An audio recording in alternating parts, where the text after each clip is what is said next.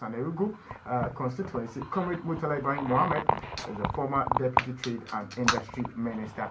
They will help me discuss the issues thoroughly today on the show. You're welcome to join us with your thoughts, your views, and your comments. That should come through Twitter and Facebook. Send them to me now using the handle at Samuel Asian GH. That's how you find me on Facebook and Twitter. You add me or you start following me and start sending your comments through. I would read them. We're listening to live as well on our affiliates across the country. So can you monitor us live on our website www.radiogold905.com. You can also monitor us live if you go to the TuneIn application and search for Radio Gold 90.5. You can also download and install the Radio Gold application live as well on the Google Play Store and monitor us on these platforms. Would be good to have you send your comments through now. So we'll start a conversation with lawyer Godwin Edwiji Tamaklo on our first matter, which has to do with this Ghana-US military deal, which was ratified in Parliament just yesterday. Come in. Yes, good morning, sorry. And let me use this opportunity to say good morning to my fathers here, starting from Uncle Kuti Pratt, Honorable Alhaji A.B.A. Fuseni, and whilst I wait, my brother who is late, Comrade Murtala, wherever you are, I just want to announce that you are late. Senior ABF will say that when a man dies in the market, you don't announce it again. I want to announce it. For the rest because of last week. Because of last week. People are holding kinds of things.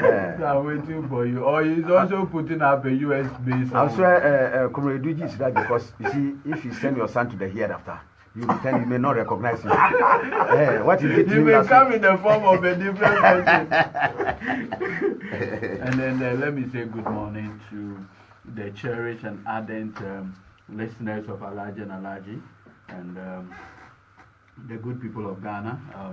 Today happens to be the day that the young lady, very promising artist, Ebony, is also being laid to rest. My deepest condolence to the family and all artists in this country. Now, to the issue for discussion today that had to do with the establishment or the corporation that allows America to, as it were, establish a military base or facility in Ghana. Now, I will want to start from the commentary by the defense minister, who has indicated that the Americans are not building, as he calls it, a military base in Ghana. Now, the basis for his proposition is that in the agreement you see facilities and not base. And so because facilities is used and not base, it means that there are not going to be any base in Ghana. That I find it problematic. And for me, I am not surprised at all. Our defense minister today, if you look at the kind of person he is, his pedigree, I'm not surprised at his delivery. Look, we have had defense ministers like Brigadier General Smith, the likes of Senior Dr. Kumbo, and others. Now, when you look at their gravitas, their pedigree, and you compare it to Dominic Nitiwo, I mean, you sometimes, and I am not surprised. Look, to be fair, can Nitiwo stand in the face of the Chief of Defense Staff and make any sound argument before the man? Let's be fair. In fairness, the current CDS, okay, needs an opinion, and Nitiwo appeared before him.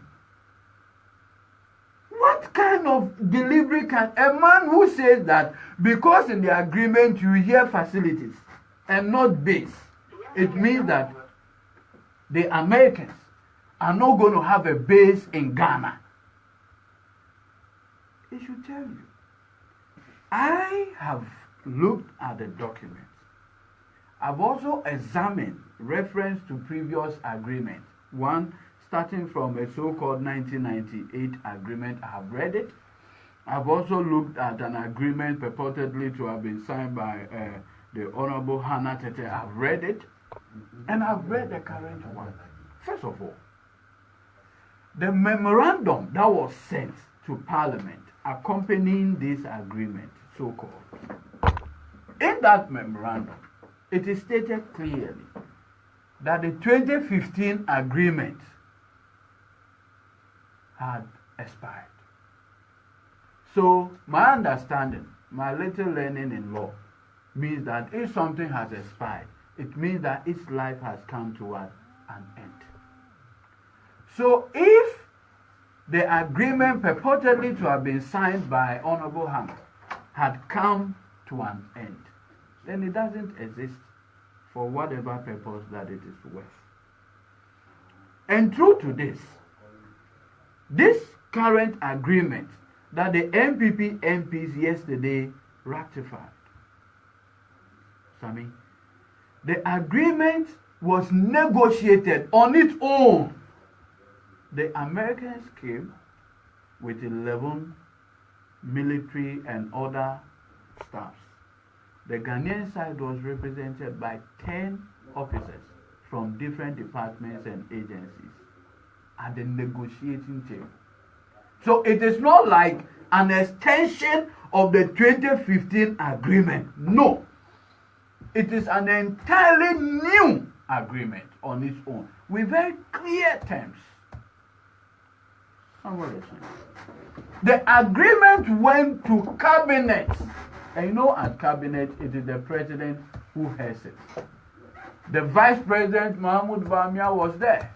The MPP general secretary and other parachiks of the MPP were all there. Chairman Sabonsu, ministers who attend cabinet.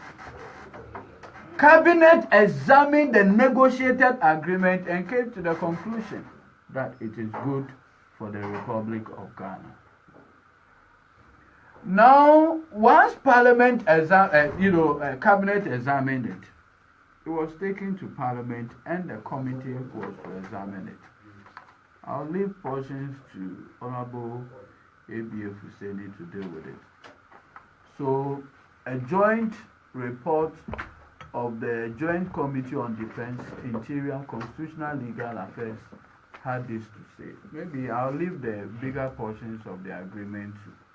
So let me just read paragraph 6.4 to our listeners so that we can take it from there.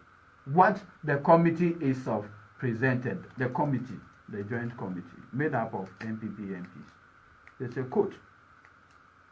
The committee noted with concern the unfettered access the agreement grants to the aircraft, vehicles, vessels of the United States Department of Defense to enter and exit and freely move within the territory, airspace, territorial waters of Ghana. This may appear to undermine the sovereignty and security of Ghana. Now, the representatives of the people of Ghana, our MPs, that we pay at the end of every month,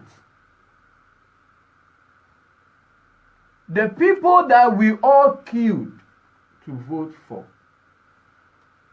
went to Parliament, examined the agreement, and Nana Addo Dankwa Akufo-Addo okayed together with his cabinet, including Mahamudu Bawumia.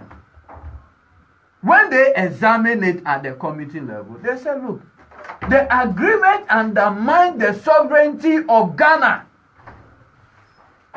It undermines the sovereignty of Ghana. Now, the Constitution of Ghana says that if the president of Ghana undermines the sovereignty of Ghana, it's a basis for him to be even removed from office. Because by doing so, he has violated the 1992 Constitution itself. Because the Constitution says sovereignty emanates from the people of Ghana. So if the president, and under Article 72, he is the one who engages or executes treaties on behalf of the government of Ghana. He can do that through any of his assigns. Here, the defense minister or anybody. He goes into an agreement. He executes an agreement. And the agreement, according to the committee, at paragraph 6.4 of the committee, the joint committee report, it says that this committee is saying that, or raising concern, that the agreement undermines the sovereignty and the national security of Ghana. Then, the 52% people who voted, the representatives, say, we are aware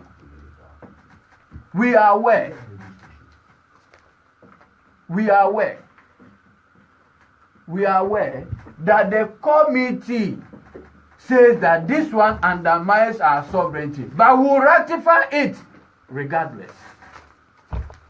Now, Parliament must also know that Parliament is a creature of the 1992 Constitution. Parliament did not come from the skies. So when Parliament proposed to ratify an agreement under Article 75 of the 1992 Constitution, the agreement must accord, must advance, must protect the sovereignty of the people of this country. You know why Donald Trump says American first? Do you know why? American first. Everything he does, America first. In fact, recently, Asian company wanted to buy an American chip company, Qualcomm. Donald Trump torpedoed it on national security grounds. He said he won't allow it because effectively by doing that, it will promote the businesses of Huawei. So it was abrogated on the basis of national security, and his word is America first. Now, Nana Addo Dankwa Akufo-Addo is rather saying America first. He has decided to put America ahead of Ghana. An agreement that the joint committee comprising interior, constitutional, legal, defense, they looked at all of these things and came to the conclusion that this agreement undermines our sovereignty.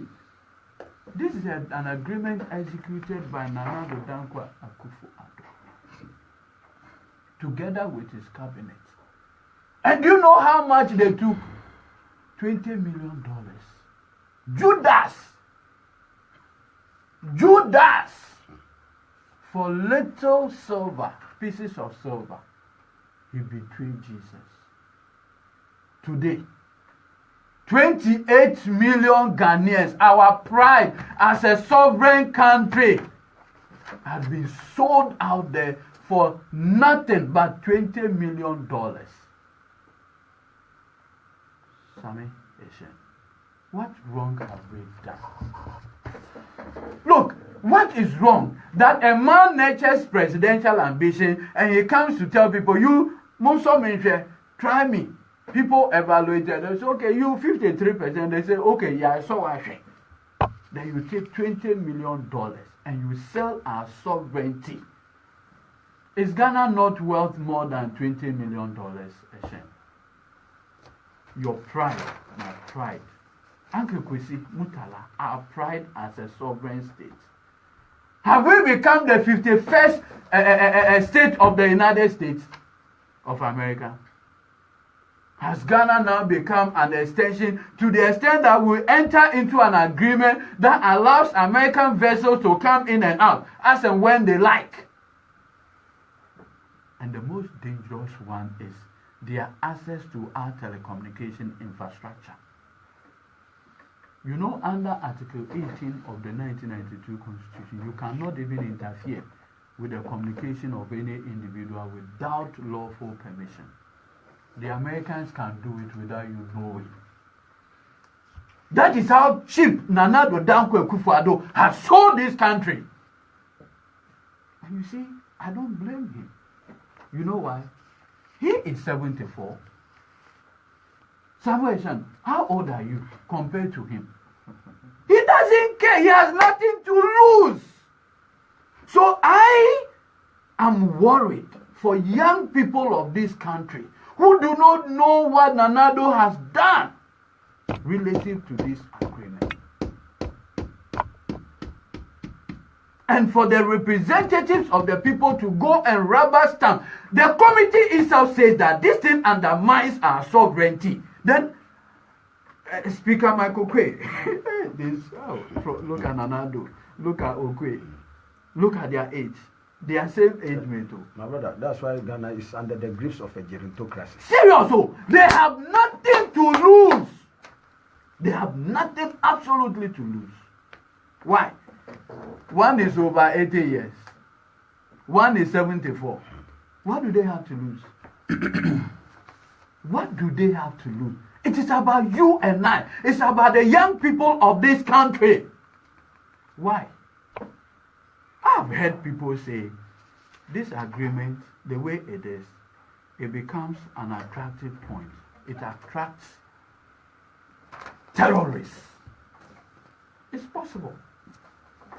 Because I do know that under international law or international diplomacy and politics, they often say the friend of your enemy becomes what?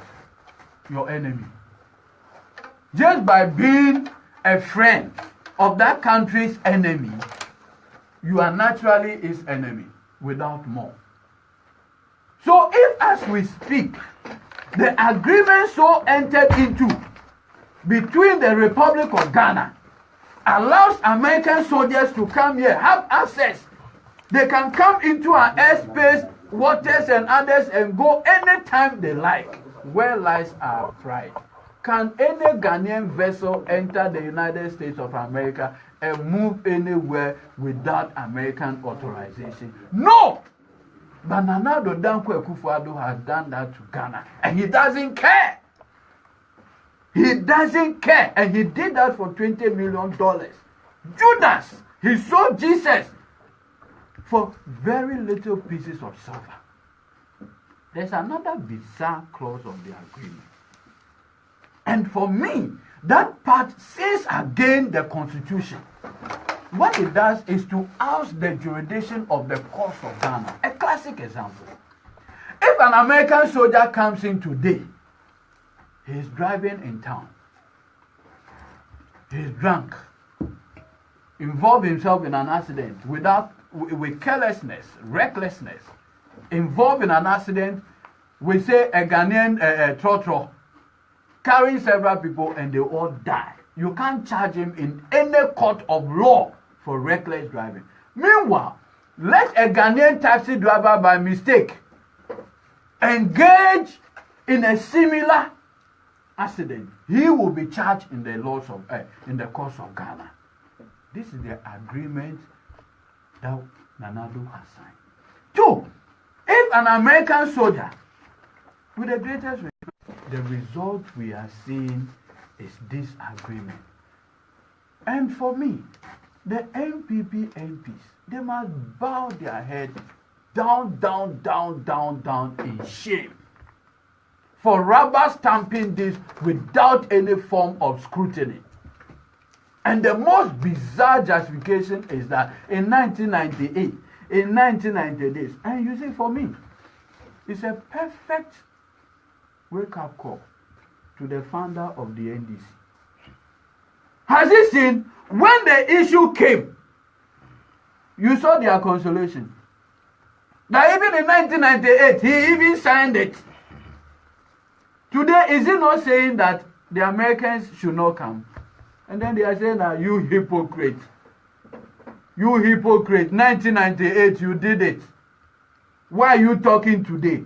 These are people you can never trust. Look, when you have a pact with an NPP member, it's like you are having a pact with the devil. At the right time, they will betray you. For Nitiwo to even look at former President Rawlings and justify this particular agreement with a 1998 agreement that has nothing, that has expired, it's not even in existence again, just to justify this buffoonery. It should tell you the kind of person. And for me, I am saying that I am happy some of these things are happening.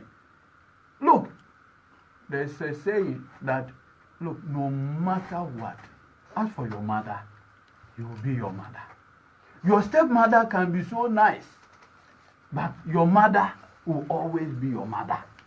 Have you seen? Just when the matter became hot and they wanted a scapegoat, you know who they used? The 1998 agreement that was signed under former President Rawlings to justify their buffoonery today. In any case, even acts of parliament that were passed, the Local Governance Act, immediately they came to power. They went to parliament and amended the act to allow them to remove government appointees on the assemblies. So if you can amend an act of parliament, what stops you from amending those agreements? In any case, if those agreements were bad, what stopped you from doing away with them? NPP, trusting an NPP person, it's like how Donald Trump trusted Stormy Daniels. You can never do it. When an NPP interest is at stake, it doesn't matter whether you are Jerry Rawlings, His Excellency, whether you are what, they will always betray you, because an NPP interest must always be advanced at all costs. Is it not shameful that today Dominic Nitiwo will look us in the face and lie with carelessness? As for what happened at the committee's level, Honorable ABF Husseini is there. He will deal with it at what happened at the committee level. If you look at this agreement in its entirety, it is as though the people who negotiated this agreement on behalf of the government of Ghana were on tramadol.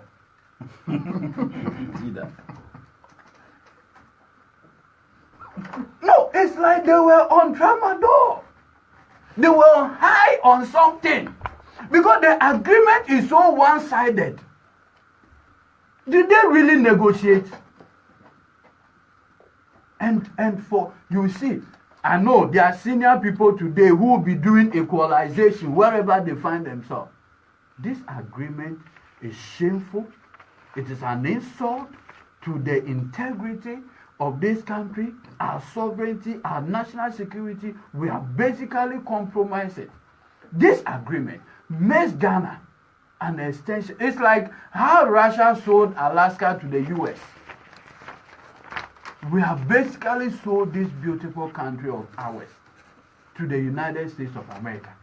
We have effectively become the 51st state or whatever under the US, because the agreement specifically says they have access to us. They can just come.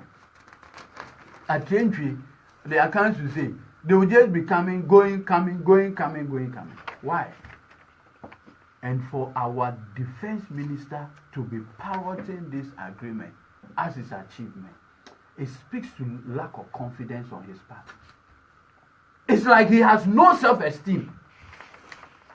When you engage in the kind of agreement he has done, you hide under the table. Because it's shameful.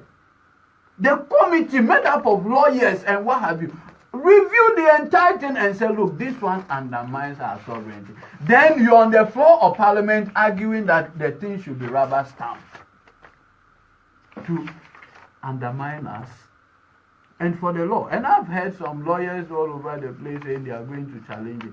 Let's see how it pans out.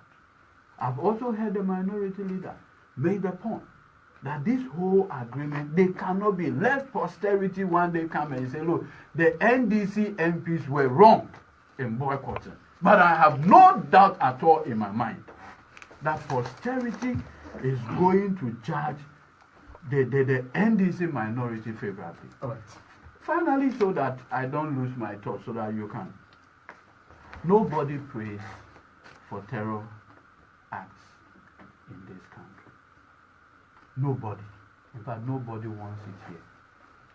But we do know that the presence of French forces in Niger had made Niger a hotbed of terrorism. We do know that the presence of French and American forces in Burkina Faso had made Burkina Faso a hotbed of terrorism. So why do we want to do this to this country? Our mothers, our sisters, who sell in marketplaces, crowded places, by reason of this agreement. Are we not, Nanado, I am begging you, are we not inviting these terrorists? They do justification with the Gitmo scenario. In fact, in Gitmo too, at least we were providing, quote unquote, so-called terrorists a place of abode. Is that not the case? When President Mahama said government was doing it on compassionate ground, the Catholic Bishop Bonsu said common sense is better than compassion. Where is that bishop today? Where is he? An agreement that undermines our sovereignty. What is his comment about it? It's not even compassionate. It defies common sense and logic. But they are quiet. Why? Bishop, pray for me. Pray for me. I need your prayers. Because this one, I can't think far. Today, we are no longer worried about terrorists. Nanado went to war and chastised President Mahama because of the Gitmo 2. Today he sits. The God of Mahama works is a miracle working God. Because he has exposed the duplicity, the hypocrisy, the double tongue of moral society in this republic. And you see, Dante Alighieri once said something. He said, those who maintain their neutrality in times of great moral crisis deserve the deepest place of hell. Thank you. Thank you, lawyer, for your submission. And I'll come straight to you, Alhaji A.B. Fusini, on our first topic, which has to do with this U.S.-Ghana agreement. Sammy, let me say a good morning to all the listeners of Radio Good. All right, Alhaji, whilst your microphone is worked on, it looks like your microphone has a little challenge. Whilst your microphone is being worked on, let me just put this announcement through. A 54-year-old lady who lives just about 400 meters away from Radio Gold here left the house in a green top and a black skirt. She's fair in complexion. She's dark in complexion. She's stoutly built, and she's not returned to the house as we speak this morning. The family would want assistance from listeners to the show, especially those who live around here, Kolego and the environs, to help out if they spot any woman aged between 54 years, dark in complexion, stoutly built in a green top and a black skirt, to call this number 0244 592778, or report or bring that individual to the nearest police station, 0244 592778. The family would be grateful if listeners can help locate their beloved one, who is 54 years, dark in complexion, stoutly built in a green top and a black skirt.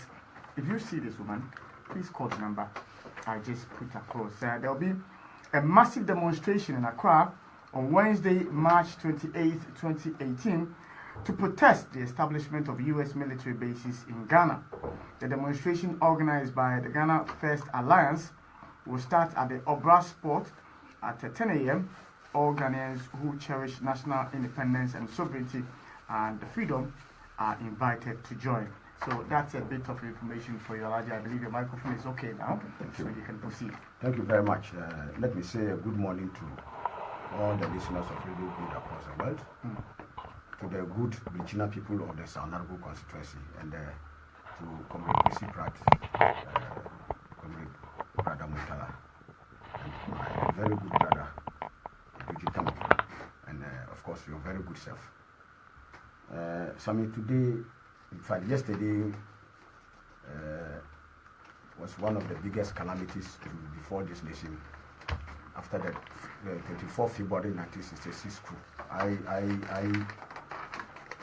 draw parallels between the two systems. And Sammy, I have always said it, that you see, if you cure a monkey of its toothache,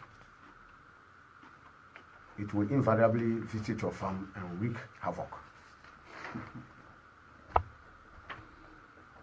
If there's suffering in hell, blame death. This is a nation-wrecking government. I've said it long before that these people are nation wreckers. And so when you put them at the helm of affairs, your nation will be wrecked. Sammy, you don't ask that the roof is standing when the house has fallen. So what happened for me yesterday was not an agreement in Parliament.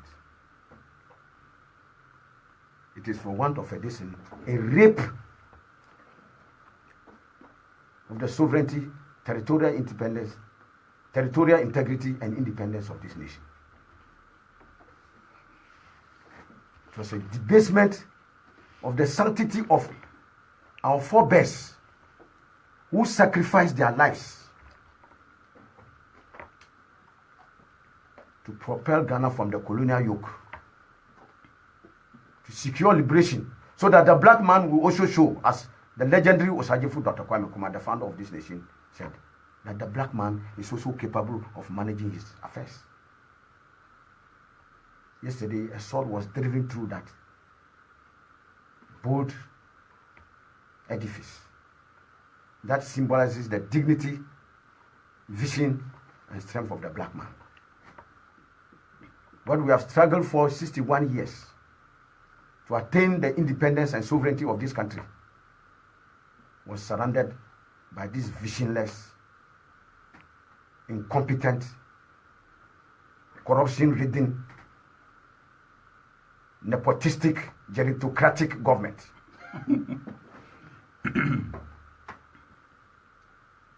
Sure. I have no doubt in my mind that all this comes down to the Akufo-Addo leadership of this country today. I know not, and I do remember that I think, Kwesi, I don't know whether it was 2006 or 2007 when under President Kufuor, a similar thing was attempted. 2007, yes. President Kufuor had the humility at the end to look at the repercussions it had for the nation and withdrew. Not this recalcitrant government. And so for me, the good people of this country now have to wage the battle in the court of public opinion and on the streets to redeem the sovereignty, territorial integrity and independence of this country.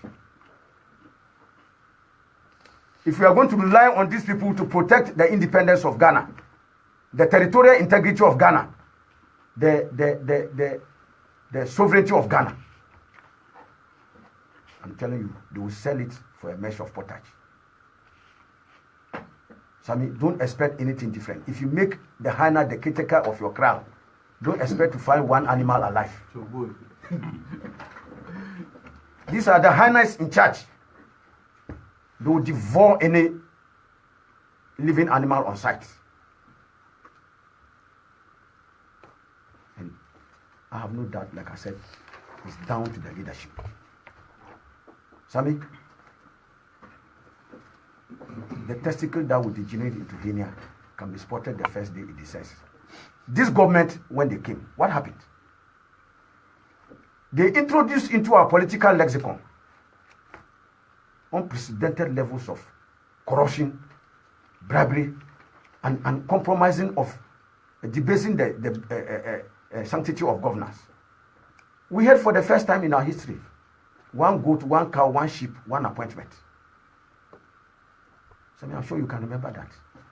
When allegations were made that they were even trading positions, trading animals and other gifts for district chief executive, deputy ministerial, and ultimately ministerial positions.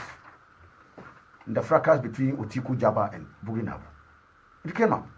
What was the reaction of the party? They brought them here and convened a national council and asked them to write apology letters and go back and say no more. It went to the presidency, where the presidency was sold. You saw the allegations that were made first by A+ and others. And then later, by the cash for seats, where the presidency was sold. So, from selling at the local level, they sold at the ministerial level. Now the presidency itself was up for sale. They sold the presidency. So after selling the presidency, Sammy, where would they go to sell? They are now selling Ghana. I want you to see the logical progression of these people. It is important for Ghanaians to see them and know them for who they are. If they smell money, that's why I said that if you make the hyena the caretaker of your crowd, you devour everything. So I have said it, that it is down to the leaders, President Nana Addo, Akufo-Addo, and Dr. Mahmoud Bawumia. This Dongomi sale of this country is down to the two. But you see, my brother Ebibiji Tamoklo talked about Nito. You see, first and foremost, if the landlord has told an eloquent story of his house, who is the caretaker? But even if it is a wise caretaker, a caretaker of pedigree, a caretaker of substance, because I'm sure that after functioning for one year and 3 months, the overwhelming majority of Ghanaians are left in no doubt that Honorable Dominic Nitiwu, Minister for Defense, has been overwhelmed by the job. He doesn't have the competence, the capability to measure up to the job. He's wearing an grossly oversized shoe. He will stagger. He cannot. He will stagger and fall. And I would come a bit to the reasons why I say he's demonstrated crass incompetence, recklessness, and worst of all, some arrogance. Arrogance. Incompetently. For certain crass acts of lawlessness. Look, you go and burn 14 tipper trucks. You issue instructions for the burning of 14 tipper trucks, an excavator, motorbikes, and to borrow from my brother Kwesi Pratt, an extremely foolish act. You commit this brazen act of lawlessness, and then you have the effrontery to come to parliament and beat your chest like a typical Tarzan. That you have done it. You are even looking for the people to arrest them. And beat your chest in triumph, as if it's an achievement. For that such crass acts of lawlessness in a democratic dispensation. And coming from the north, when you know poverty levels are so high that hundreds and thousands of people depend on these things that you've set ablaze for their livelihood. I'm wondering if he wants to test his popularity, he should venture alone and go to Tamale or go to what do you call it, Kumbungu, in that area where he burnt those things, and the people will welcome him with flowers.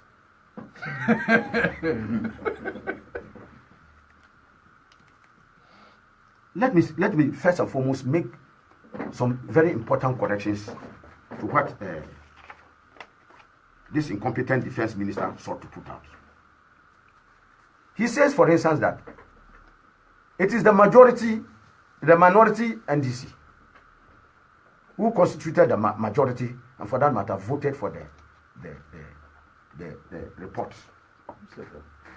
Can you believe it? Even as a member of parliament, He does not even know that the Joint Committee of Interior and Defense, as well as legal and constitutional.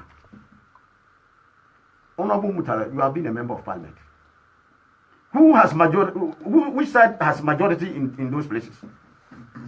Is it the minority which has majority on those committees? You just need to read even the standing orders. Is it so? So even and he has been a member of parliament for how many terms? He doesn't even know. And this is the defense minister of Ghana. He doesn't even know. And even at that committee, I'm challenging. He should show the votes and proceedings at that committee. If the vote was taken, there was none. There was none. Comrade Kosiprat, I'm telling you what, there was none. And you cannot show what doesn't exist. Because the minority championed a position as a collective through its ranking member, Honorable James Agaga. So there was none. So you have a minister of state who can lie so profusely to the good people of this country. To the point that he can even distort, fabricate, concoct, and peddle such levels of falsehood, even about constitution of standing committees, select committees, whose membership is not in doubt. There is always the majority, the side of government, the majority that has majority on those committees. This is him. Sami, in the memo by the defense minister, dated 14th March 2018, to be sent to Parliament. In the last paragraph of that memo, the defense minister wrote that he was sending a bill to Parliament for rectification. Not ratification. Please note my English. He said he was sending it for rectification. Correction. To rectify. Rectification. Not ratification. Minister for Defense. This is a minister for defense. And a government that tells its credentials that they have the men. This is what the man they have for defense. It's a board. For rectification. And like you rightly pointed out, rectification, you have made an error. The error is to be corrected. That is rectification, not ratification. Does Parliament even rectify No. documents that... My brother, captured in that this thing of Dominic Nito. Now they say Nitiu, sorry. Well, I don't want to get into that. So, what was before Parliament in the first case was not a matter for the ratification. In fact, like the honorable minority leader pointed out when he was summarizing the position of the minority, that there's nothing before the House. Because even the minister himself was sending something to be rectified, not to be ratified.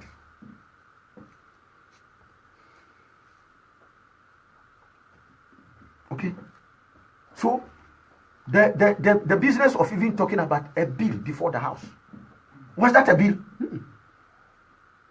You are sending something to the House to be ratified, and that even constitutes also a bill. What have the people or good people of this country done to have this incompetence inflicted on them? Crass incompetence from a government and from its appointees. This is the defense minister who has the effrontery to stand before Parliament and throw his weight about, because power has gone into his head. And he thinks he's the Alpha and Omega. My brother, Sami, I'm sure that, as I've always said, a man who has died in the market doesn't need his demise notice to be propagated again. It's already an open thing. So therefore, Dominic Nito, he has died in the market. I don't need to waste more time on him. Let me make some preliminary observations before we go into the substance of the treaty itself or the agreement. You see, the Americans have especially under Donald Trump, they have enunciated a policy of America first. Those of us outside have our serious reservations about American policy, especially as it relates to the rest of the international community, because we believe that this is a global community that must function on the basis of shared interests. And so people criticize it. But Donald Trump stamps on his decision and says, President Donald Trump stands on his decision and says he was elected by Americans. And so he has a bounden duty to uphold the interests of America first. You may be grudging. We may point to an isolationist tendency in American politics today and decry that America, which takes a claim to the leadership of the world, must not be engaging in those acts of isolationism and inward-lookingness. You can say all those things. But at the end of the day, President Donald Trump relates back to his constituency and says he was elected by Americans to champion American interests. And to that extent, you cannot fault him. That he must uphold interests of America. When it comes to us, what happens? We are not even prepared to mention Ghana. Even Ghana last. In the course of these negotiations, as we shall see. The shameless surrender of our sovereignty. And Comrade Eduji read that to you. And I want to take that again. Because it's a very serious matter that came before Parliament and on the floor of the House. When even the committee in its own report, by virtue of the presentation made by the minority, came to the realization that the sovereignty, territorial integrity and independence of Ghana had been compromised by this agreement. And I read again provision 6.4, freedom of movement of vehicles, vessels and aircraft. The committee noted with concern the unfettered access the agreement grants to the aircraft, vehicles and vessels of the U.S. Department of Defense to enter, exit and freely move within the territory, airspace and territorial waters of Ghana. This may appear to undermine the sovereignty and security of Ghana, unquote. Kwesi, this is even on the committee's report. This is on page 6 of the committee's report. Clearly, coming out to make a finding that this undermines, in no uncertain terms, our sovereignty and also the security of the nation. And yet, Kwesi, we go ahead and approve something that we ourselves say even kills our sovereignty. There is this issue about whether it is a military base or it's not a military base. And it is one more demonstration of the ineptitude of our defense minister. Look, the defense minister says there's no military base because there's no point in the agreement where there is the word called military base. So because you have not put the word military base, I may want to describe Kwesi if I don't call Kwesi Pratt by his name and I say the managing editor of Insight. Since you didn't mention the name. I have not mentioned Kwesi Pratt, but I've said the managing editor of Insight. Who is the managing editor of Insight? My brother, just even the agreement, you don't need to go far in this agreement. And I said I will come back to it. It talks about this issue of granting unfettered, unimpeded access to facilities and areas. The whole runway. In the agreement, it says it grants unimpeded, unfettered access to facilities and areas. What are facilities? Not base. Well, facility is something hanging in the air. Dominic Littlewood's definition. Facilities are arrangements of things on territory on the ground. And you are talking of areas, geographically contiguous areas in the country that are allocated for the purpose of the free entry and exit of American forces and their contractors. What is that called? If you give somebody full control of a territory, of a certain space, of certain area, of certain facilities, that person alone has full access to, even indigenous and others cannot even enter there. What do you call that place? And we have a defense minister who cannot even know that when you do that, what you are doing is granting a military base. He doesn't even know that as a defense minister, and he's sitting in office gleefully beating his chest as a minister of defense. Incredible. It is only under the government of Nana Akufo-Addo Bawumia that you can have such crass level of incompetence and ineptitude. My brother. So the issue about the existence of a military base is not in doubt. Indeed, look, the defense minister was saying that he had written to the Americans, and the Americans gave him an assurance that there will not be a military base. And so that is his comfort. God of mercy. This is how a defense minister acting on our behalf can handle the sovereignty and independence and territorial integrity of this country. This letter that he claims he has written, members of the committee wanted to find out. They asked him, where are copies of the letters? He never tendered any such letter before the committee. The assurance that was given the Americans, was it verbal or written? He should have tendered all before the committee. So he's relying on the fact that what the Americans tell him is enough. This is the Minister for Defense of Ghana today. So there can be no doubt about the fact that we have created and given unfettered access to facilities and areas which even to the untutored, the unlearned, knows that it's nothing but a military base. So Mr. Netu,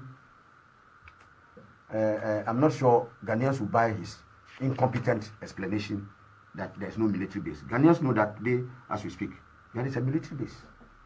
Answer me. I hear recourse also by the defense minister and the government to the decision that what they are doing today is not new, and that the NDC, as it were, in 1998 and 2015, did similar things. Answer me. The documents are here. Those notes verbal, those were exchange of diplomatic notes and others to deal with cooperation. Yes, in a sense, you can say that there were agreements on some aspects of defense and military cooperation. There were some aspects of defense and military cooperation.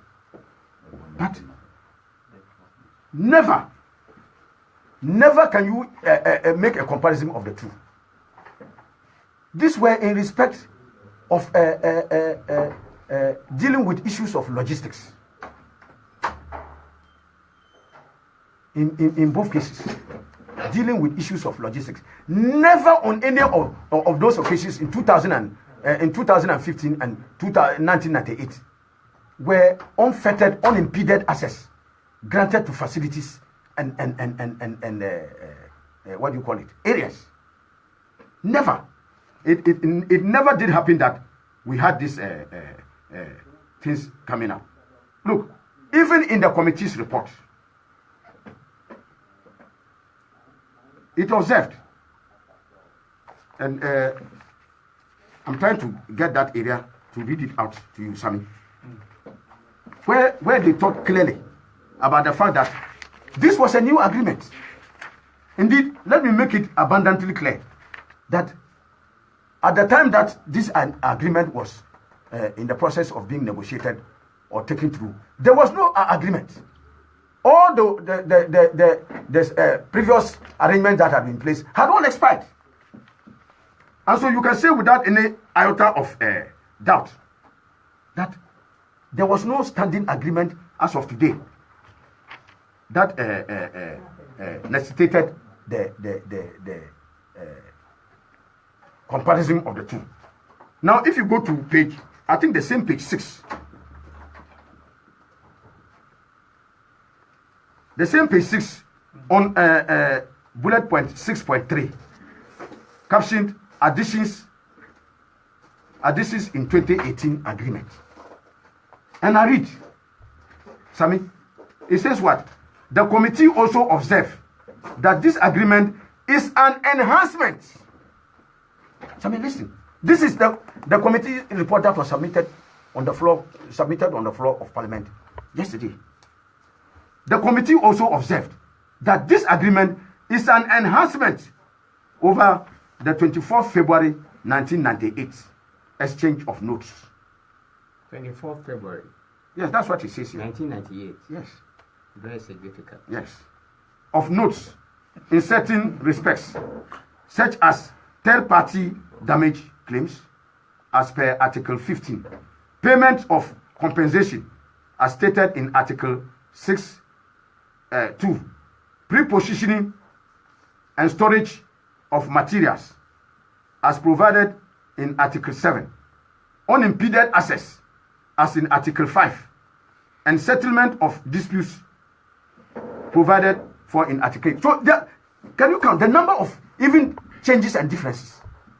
So, how can you come on the face of this and come back and argue that the two, 1998 and 2015, and the current sellouts that you are doing now are the same?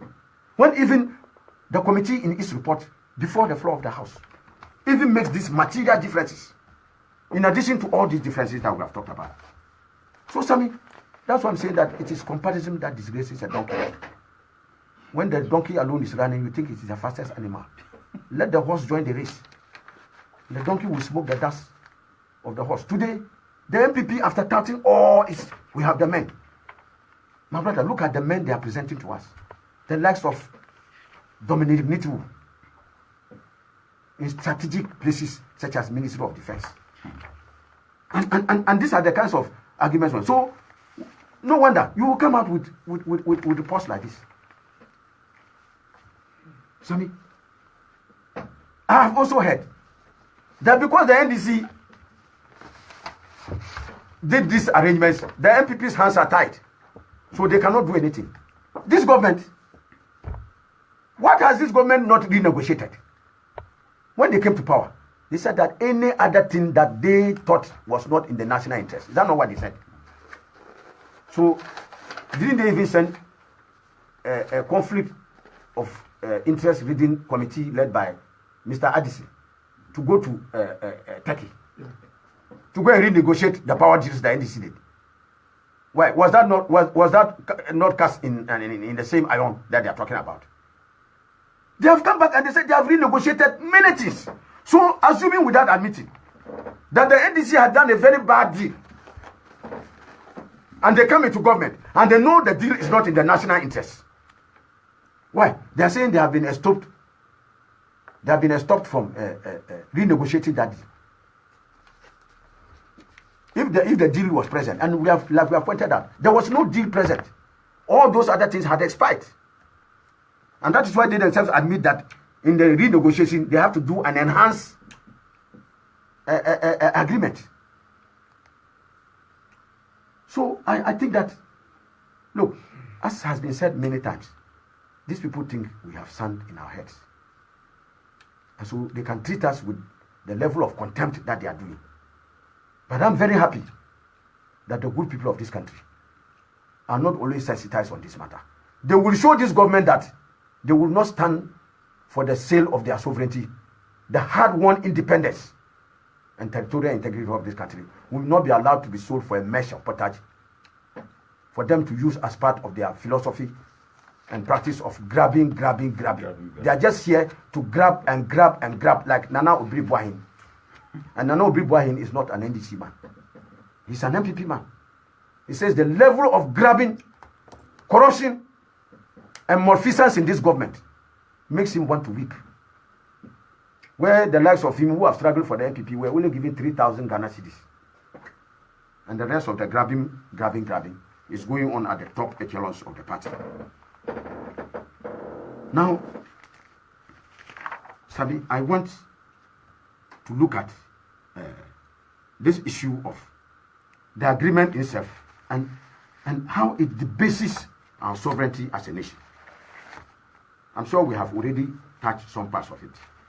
But I cannot fathom a country that lays claim to be an independent country, to be a sovereign country, to cherish its territorial integrity and value the dignity of its citizens, when it can hand over unfettered, unimpeded access to military personnel and contractors of a foreign power. In fact, if you go to the agreement, right from the preamble, it states in no uncertain terms that, and let me read that. That is one, the first page, bullet 1. Parliament, they say it should have been parliamentary action required. They can't even get things right. Parliament action required. Okay. Parliament is hereby respectfully requested to consider and approve the agreement between the government of Ghana and the United States of America. This is not the memo. The memo, what Nitiwul said about rectification was in the memo accompanying this. And that the government of the Republic of Ghana on defense cooperation, the status of the United States forces, access to and use of agreed facilities and areas in the country. It goes on to talk about granting of unimpeded access to these forces and to contractors. My brother, when you say you have granted unimpeded access, unfettered access, Sammy, what you are doing is that you are giving exclusive rights to that country and its forces and its contractors and its assigns to enter, live, free entry, free exit, and even total control. And Sammy, go and look at countries where not even just the US has military bases. Those areas are exclusively for the use of this. No foreigners can come in there without their authority and consent. So even in your own country, you are stopped from coming anywhere close to those areas. They are restricted areas. Citizens lose their rights. And worst of all, in this particular one that we have done, Sammy, we have granted exclusive rights to the US to the point that even our generals, even our military high command, have no right to even come in here those bases. We have also granted them unfettered right to import and export out of the country anything they want. So, Sammy, if they want to bring nuclear weapons, surface to air missiles, ground to air missiles, what and what to what missiles, chemical weapons, anything they want to bring. Number one, we have no even right to even monitor, let alone know what they are bringing into this country. Can you see the implication of this? Would this be an independent sovereign country that things are entering your country, you have no right to even know what is entering, let alone even check? They are sacking you good in the evening. How can you even greet good night? We have no right to even monitor. How can we even know what they are bringing? And worst of all, Sammy, the things that they are bringing, they can range in billions of dollars. Because they say they and their contractors can bring in anything.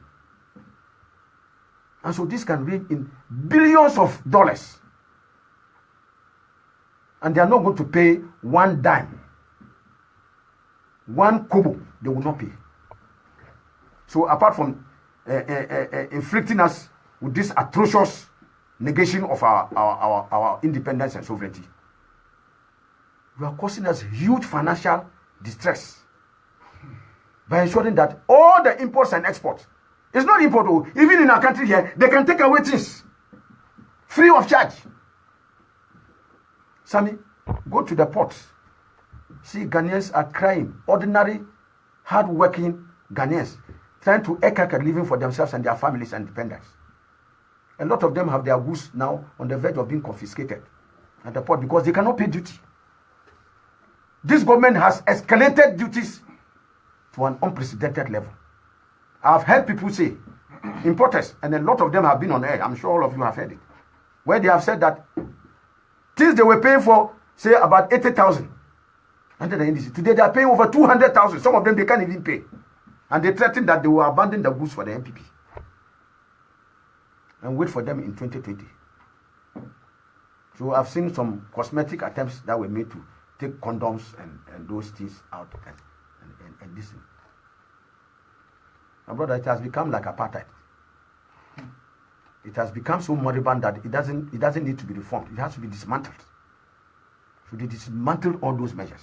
Sammy, that is what has happened. Ghanaians cannot pay. And the richest country in the world, the United States of America, is being granted overzealous exemptions to import and export out of this country anything they want under this agreement. Sammy, not that. We are granting them privileges and exemptions reserved for only the diplomatic community. Above. Yeah. Yes. Under the Vienna Convention 1961, which grants immunity to diplomatic missions and staff and those things. That particular decision is reserved for only diplomats. But under this agreement, we have now agreed to grant them similar privileges and exemptions.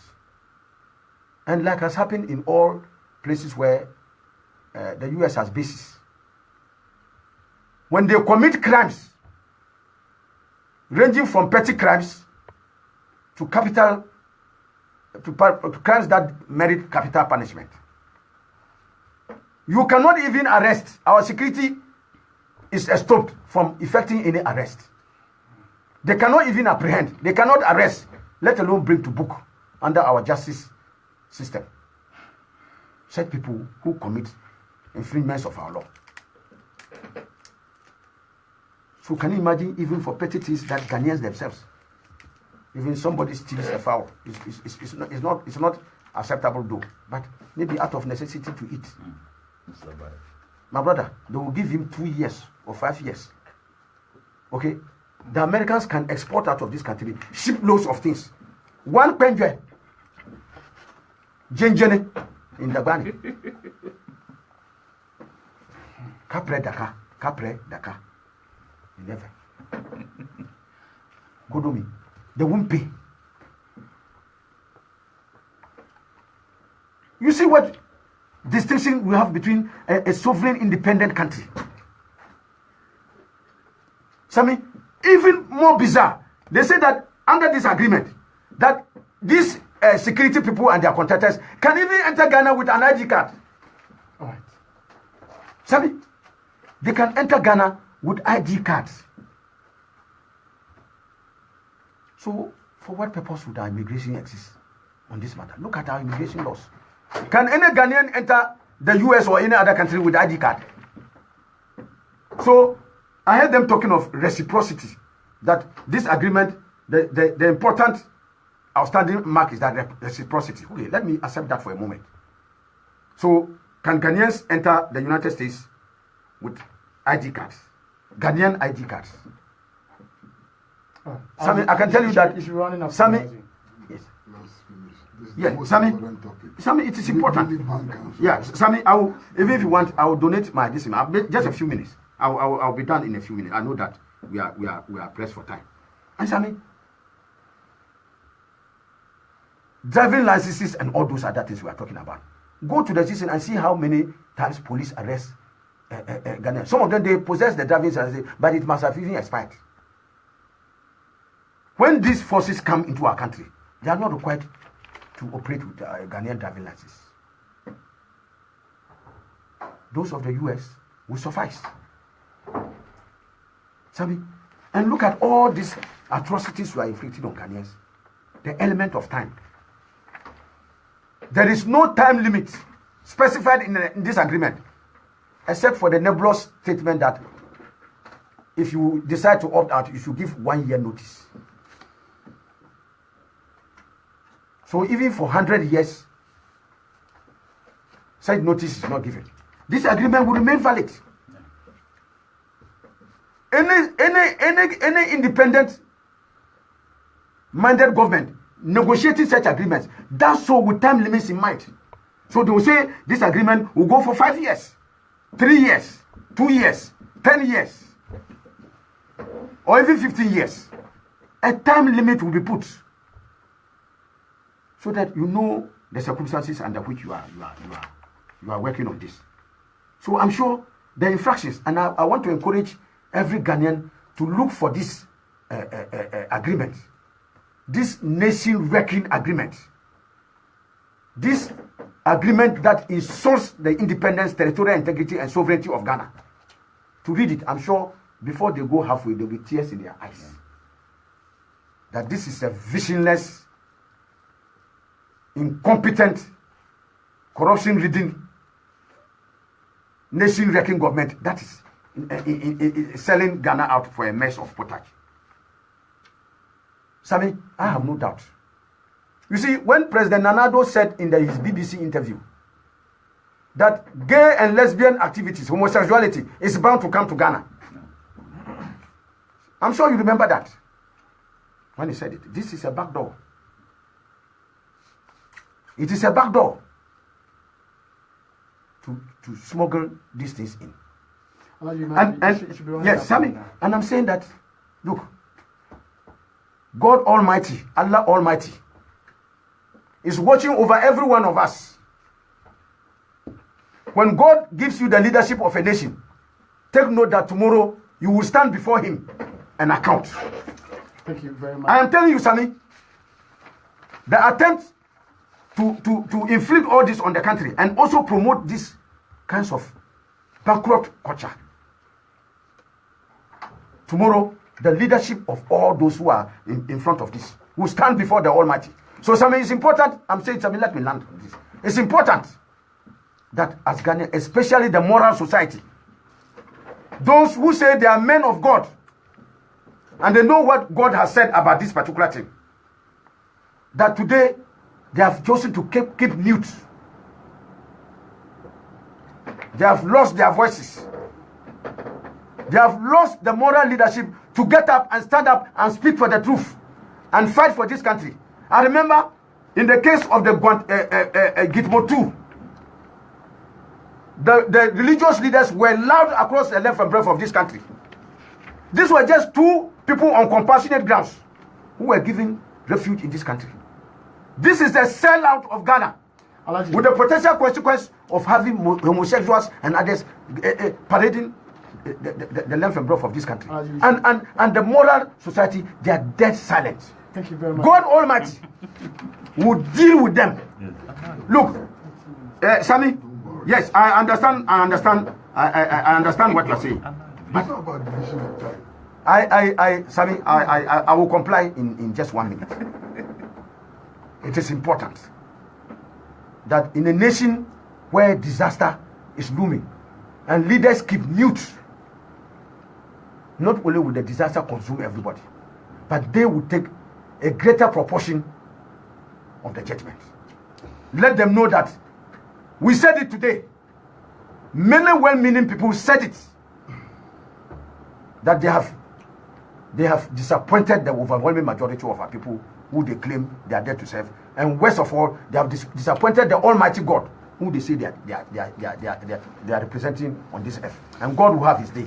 Thank you very much, Alhaji, for your submission. And that brings us to 30 minutes to the top of the hour, 11 here on the show. You're welcome if you just join us. I've seen lots and lots of text messages coming through. I'll move on to Comrade Murtala Ibrahim for his thoughts on our first subject matter, which has to do with the Ghana-US military deal. Comrade, good morning. Good morning. Sammy, I thought that I would have given Alhaji PAB-MC more time because he is a member of parliament, so he is averse with the information than all of us. I mean, he was there, but notwithstanding, I believe that even if we need to discuss really this topic, for me, it makes a lot of sense. It is so because our nation has been sold, and frankly speaking, genuinely, I wept yesterday, and I believe that many people in the quiet would have also wept. I have a simple message for my brother, Honorable Nitu. In politics, you can be raised, praised, and erased. That is one thing he must always know. In politics, you can be raised, praised, and erased. He may think that he is in the good books of His Excellency the President, and he may be asked to discharge a responsibility, regardless how reckless that responsibility is. He sees it as pride, and I think that Alhaji PAB-MC enumerated some of the things he did and the way he conducted himself, particularly on the issue of the burning of the tracks. He vaunted about it, he boasted about it, and when I listened to him on Joy, I was wondering when he was a people teacher whether he could afford a motorbike, let alone a tipper truck. Yet, people's tipper trucks were bent, and he came on radio boasting about it and said that the decision was taken after cabinet. Be it as it may, what responsible ministers do, that even if your government took a decision and implemented the decision and it affects the livelihood of people, and there is a tremendous outcry in the country about the consequences of the decision that you have taken, for you to comment on it, the first thing is to commensurate with the affected person and express your sympathy before you can talk about the justification in the action. You see, Sammy, frankly speaking, and I mean it, I don't regard what has happened as just how insensitive this government is, how insensitive the minister is, or how disregard they care about the livelihood and the destiny and sovereignty of this country. To be very honest, I regard what the Minister for Defense and the MPP government did as a weakness of their mental and intellectual capacity to appreciate between what is right and what is wrong. To be very honest, that is how I regard it. I regard it so because we need to understand the ideological and philosophical position of the Buzia Dankwa tradition. And that is why I tell fellow young comrades that we should also take it a habit to appreciate the philosophy and ideology that we ascribe to. If we appreciate our ideological position very well, we will begin to understand the psyche of these people, more so at a time when the political arena globally is inundated with neoliberalism. Why we are where we are, not only Ghana, but I believe that the entire global community, that they have infiltrated not just the media, but the clergy, and in fact even sports they have infiltrated. The extent to which at any point in time they have a common agenda, that America have never hidden their foreign policy position. And those of us who have had some little training in international relations, America's foreign policy of having a permanent interest and not permanent friend is not hidden. At any point in time, you can be their friend as long as you want to do something that serves the domestic interest of America first and foremost. That we must understand. Alhaji PAB-MC and those listening to us, let us not be deceived into thinking that this agreement negotiating started 8 months ago. No. As a matter of fact, the NPP had these discussions with the American government before the elections of 2016. Let's get this very, very clearly. It didn't start 8 months ago. But Ishan, on this program, I remember when the minority, we constituted leadership in the minority. Some of us expressed some genuine concerns, you remember? And those genuine concerns were not expressed on the basis of hate, but they were expressed more so when we had the bribery, you remember? the vetting, the allegation of bribery with regards to the vetting of the Minister for Justice and Attorney General. And we didn't mince words in our conclusion on the kind of minority that we're going to have. I'll be the first person to state, with all humility, that we need to commend the leadership of minority. We need to commend Honorable Harun Idrisu. We need to commend Honorable Aveji, Honorable Mutaka, Honorable Ahmed, the entire leadership of minority and the entire members of the minority in parliament, that they have held their own, and they ought our genuine and sincere commendation. When I listened to the minority leader on my way here, and I got the understanding that his submission was about 17 minutes, he demonstrated the kind of person some of us knew for a very long time. And these were some of the things we expected from our minority and the minority leadership. And they have demonstrated that, and they ought to be commended. It is also important for us to understand, as a political party, that the challenges confronting us today is not just about NDC. It's about an attempt to rewrite the history of this country, the socio-economic history of Ghana, so that it suits the interests of those who think that only they have the birthright to govern this country. We ought to commend President Kufuor. The fact that this attempt was made on the people of this country, whether indeed he gave his initial approval, but when pressure was exerted, he backed out. I got some information, accurate or not accurate. When President Bush visited Ghana, the understanding I got was that it was the government that planted the question for the journalists to ask President Bush about this thing, and that was when he said baloney, remember? So we ought to commend him. Because if, at the time that, regardless the pressure exerted on President Kufuor, he realized that the sovereignty and the interest of Ghana was sine qua non to our survival together as a people, and he backed out, we ought to commend him.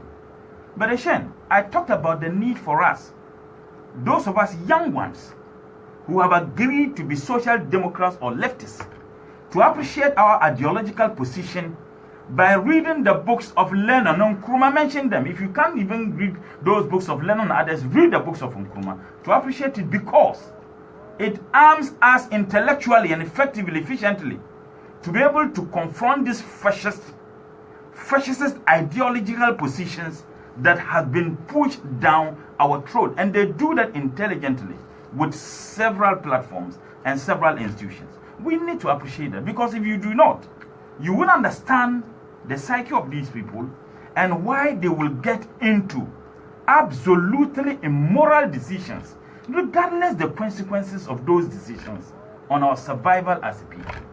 We need to have an appreciation of that, because what happened yesterday was not only a calculated slap on the faces of the people of this country, but it was a calculated slap on our integrity as a people and our sensibility.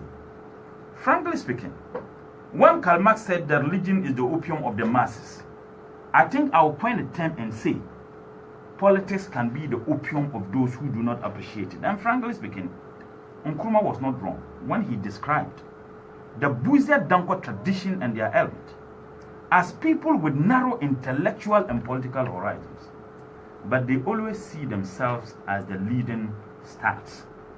They have the intellectual capacity to do anything, and therefore when they are doing the things they want to do, let no one raise the finger. That is the kind of demonstration, the kind of people we have. So Eshan, it should be made clearly that this negotiation didn't start 8 months ago. These were the assurances candidate Nanado and Dr. Baumia gave the Americans, and for which reason they were profoundly involved and engaged and ethically in our politics and in our elections in 2016. These were the assurances. Is it out of nothing that President Nanado traveled to America and assured the Americans that he will help them fight terrorism, and less than a month or two, this thing is happening? Now you have a Minister for Defense, with all due respect, who is not intellectually equipped to address in fact, psychologically and emotionally and morally equipped to address issues like this. Yet you have such a demagogue as a Minister for Defense who will peddle falsehood on a matter that is critical to the survival of the people of this country. You listen to the minority leader. The issue is not just about certain issues, infractions that they cannot be determined by the courts of Ghana. They cannot be determined by an international court. Mind you, there have been a lot of such pacts and negotiations and treaties that Ghana has entered into with our neighbors. Take ECOWAS. We have had such agreements. We are signatories to such ECOWAS Convention on the Prevention of Terrorism. We have had same with AU. Now we have a bilateral and ethical arrangement with the American government. What will be our position with sub-regional and continental position on similar issues? If those positions certainly would not be in sync with this kind of secret arrangement we have had with the American people, what would be our position? Completely isolated. Completely isolated. For me, the conduct of Honorable Nitubul and the majority, or the MPs yesterday, is beyond a joke. To be very honest, if I must give an opinion, I think it's complete madness. I do know that there were a lot of MPs in Parliament from the majority who have expressed resentment, misgiven about this, but they were so cowardice, absolutely cowardice, that they could not state their position. And you see, Chen, I said this because let no one tell me that even if NDC was also in position and we took such a decision, a lot of us would have. Chen, go and check the standing orders. In fact, the hands up. I made a statement and condemned LIP on the floor of Parliament, even though I knew that LIP was a policy that the NDC continued from the MPP. I spoke against it. And I was virtually verbally lynched. And I can tell you several instances where you had members of the majority at that time who spoke against certain policy decisions of the NDC government. You can't find that with this. You can't find that with this. Now, frankly speaking, I am confused. You don't even know whether did we go or did we come. You don't even know. Now you have a Minister for Defense who repeatedly tells us, oh, that yes, the NDC did same. Parliament is a house of records. Submit the very thing you claim that you are continuing. That it is they are continuing with, even though the memorandum that they themselves that accompanied this particular thing says that this is something that they are doing and they describe it as enhancement. Now the question I asked Honorable Nitubul and those who listen to him, the question I asked them is that in the so-called previous arrangement that we have had, did we cede our aerospace to them? Did we say that they would have unfettered access to certain facilities? Did we say that they bring in equipment or whatever that will not be searched by our customs or anywhere? Did we have that? Did we have in it that they will be tax exempt? Did we have in it that they will come to this country and then drive vehicles, their contractors and military, without the need to go and have a permit, a license properly, so to speak, in Ghana to be able to drive? Did we have in it that when there is any infraction, our laws in Ghana cannot determine any case? Did we also have in it that even international court, no court anywhere, can go there? Did we have that? If Honorable Nitubul and the MPP cannot provide us this evidence, then they should just shut up and tell us that they have sold this country. But you see, Eshen, let us not be surprised about these issues. These are a group of persons who said we were not even qualified, we were not prepared for independence. The same Busia Dankwa tradition. That Ghana was not prepared to the extent that they led a team to the Queen. and said that it was just charlatans who were clamoring for independence in Ghana and that we are not prepared for independence? Didn't they also vote against the motion of destiny, a motion that occasioned the processes of ensuring that we are liberated as we are today? Didn't they vote against that motion? They did vote against it, and it is captured in the parliamentary handouts. They voted against it. So clearly, they have always made their position very clear. They have always made their position very clear. So that is why I say, if we appreciate where they are coming from, it won't be surprising to many people why they have sold this country. And don't be surprised why a section of the clergy is in a complete state of incommunicado. The reason is that this fascist and right-wing political elite globally have infiltrated all those bodies. If you do not fear anybody, but don't you fear God, that you spoke against certain things and today you are quiet, do you fear God? Do you fear God? They don't. You had 2 individuals who were brought into our country. Some of them are selling people without any shred of evidence against or haven't been engaged in any terror act. That on compassionate grounds we accepted them. You mounted the pulpit and described that as insensitive and described that as callous. That this nation, indeed, we were virtually exposed. Now people are coming to set up base. And I listened to funny analysis that are made. Funny stories. That yes, the American government is giving us compact, Millennium Compact. They are giving us ABC. Those people do not appreciate the kind of business the Western America does with Africa. It is not free. As if they don't gain anything from us. As if they don't. So, Eshen, if I give you food to eat, because I provide you food to eat, I come and tell you, walk naked. You are coming to Radio Gold, walk naked. Because I give you food to eat.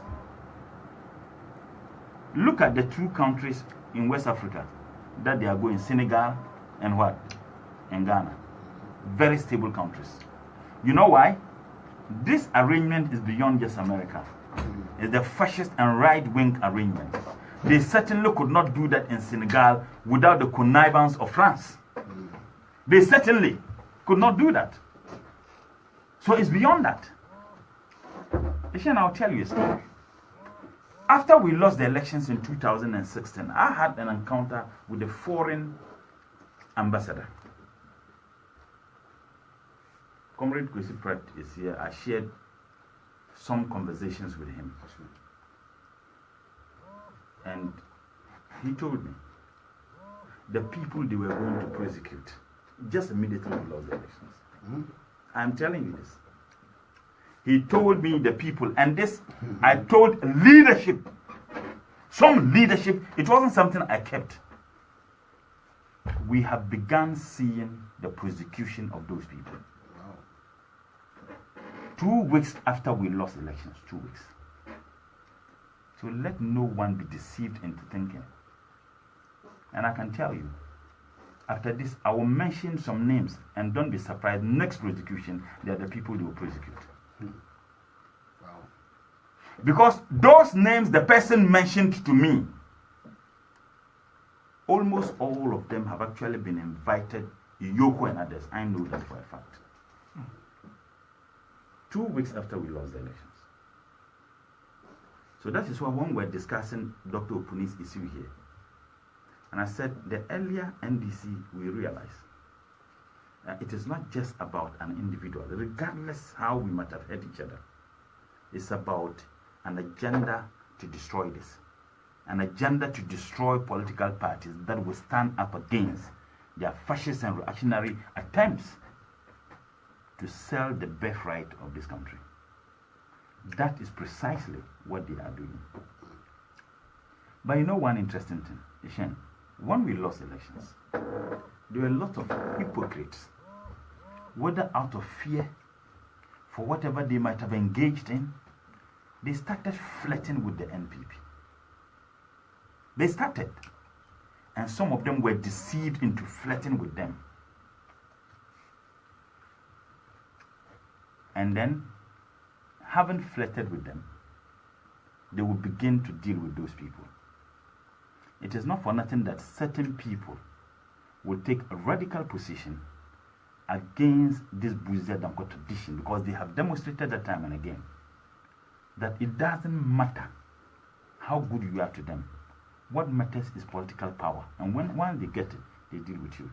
So let no one be surprised. The only option we have now is to go to Supreme Court and have this useless approval annulled.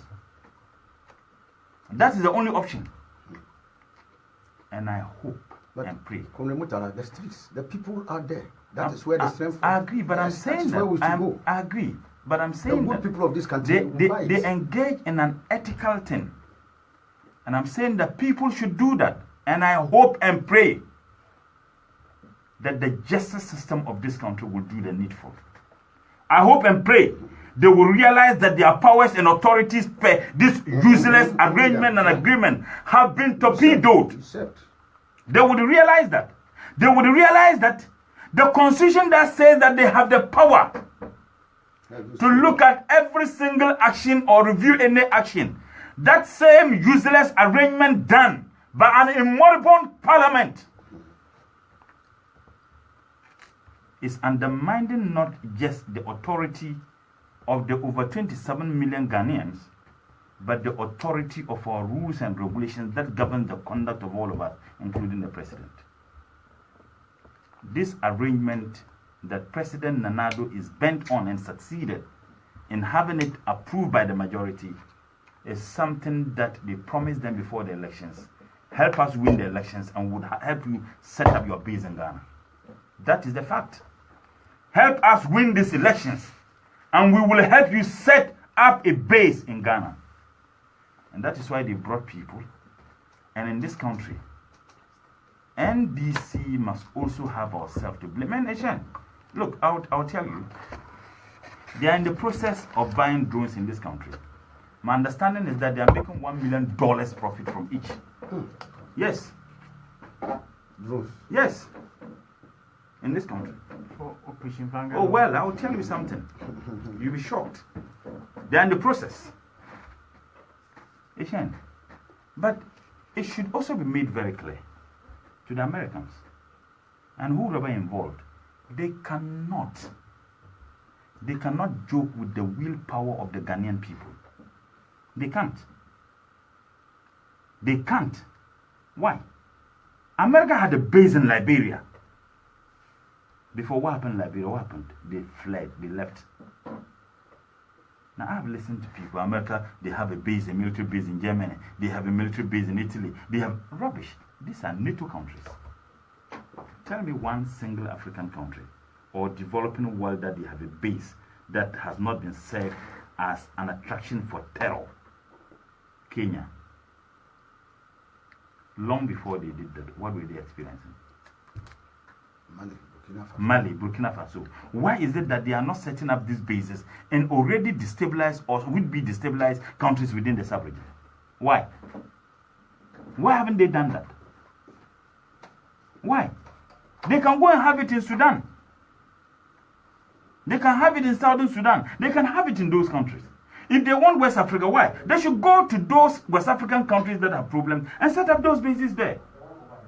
Now tell me, if you want to fight terrorism, why not go and set up a base in a country that has already experienced some kind of terror so that you confront it there? Instead, you want to set it up in a country that has a registered terror attack so that you can be a subject for attack, so that you can. Ghana, Senegal, oh no, this country must also be stabilized, destabilized. And therefore, let's have those bases there.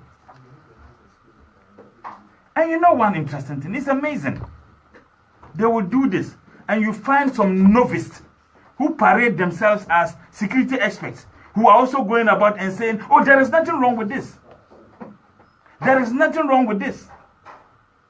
And they say that. Look, it's so shocking. And sometimes I look at our people, no, you see, the reason is that we want to make it very clear to the Americans, the NDC is not against America, we are not against this. Who are you trying to please? We are not against any country. We are against an immoral act. There shouldn't be any attempt of trying to even please and create a picture so that the Americans don't get angry with us. So that when I go there for a visa, they won't have any problem with me. They give me a visa. Rubbish. Absolutely rubbish. If you don't give me a visa, don't give me. You think that any of them will compromise their country for our interests? They won't do that. So why do you want to do that? The current secretary, is it secretary, the new appointee, comrade, is it the national security advisor? They asked him about South Korea. If they attack North Korea, what will happen? When they attack South Korea, he said that is their problem. That is their problem.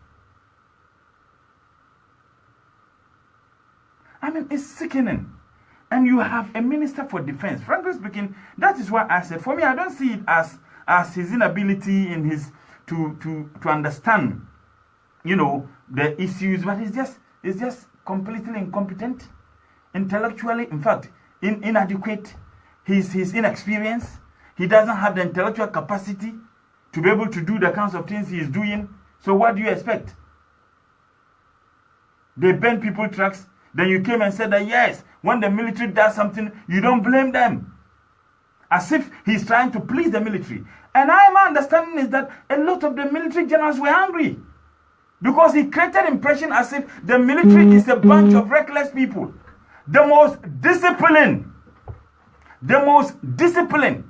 And he said, oh, we took the decision after cabinet. Of course, politics is a country idiot. So at any point in time, people are forced to forget the most important issues and concentrate on few. Let it be made very clear that the issue that we are facing today, Ishen, is not on what terms we shall live, but whether we shall live at all. That is what we are experiencing today. Ishen, we have recorded history and evidences of how some compatriots of our country have been radicalized in this country. The extent to which there have been series of reports of security experts who have indicated that there are a lot of Ghanaians who have joined ISIS.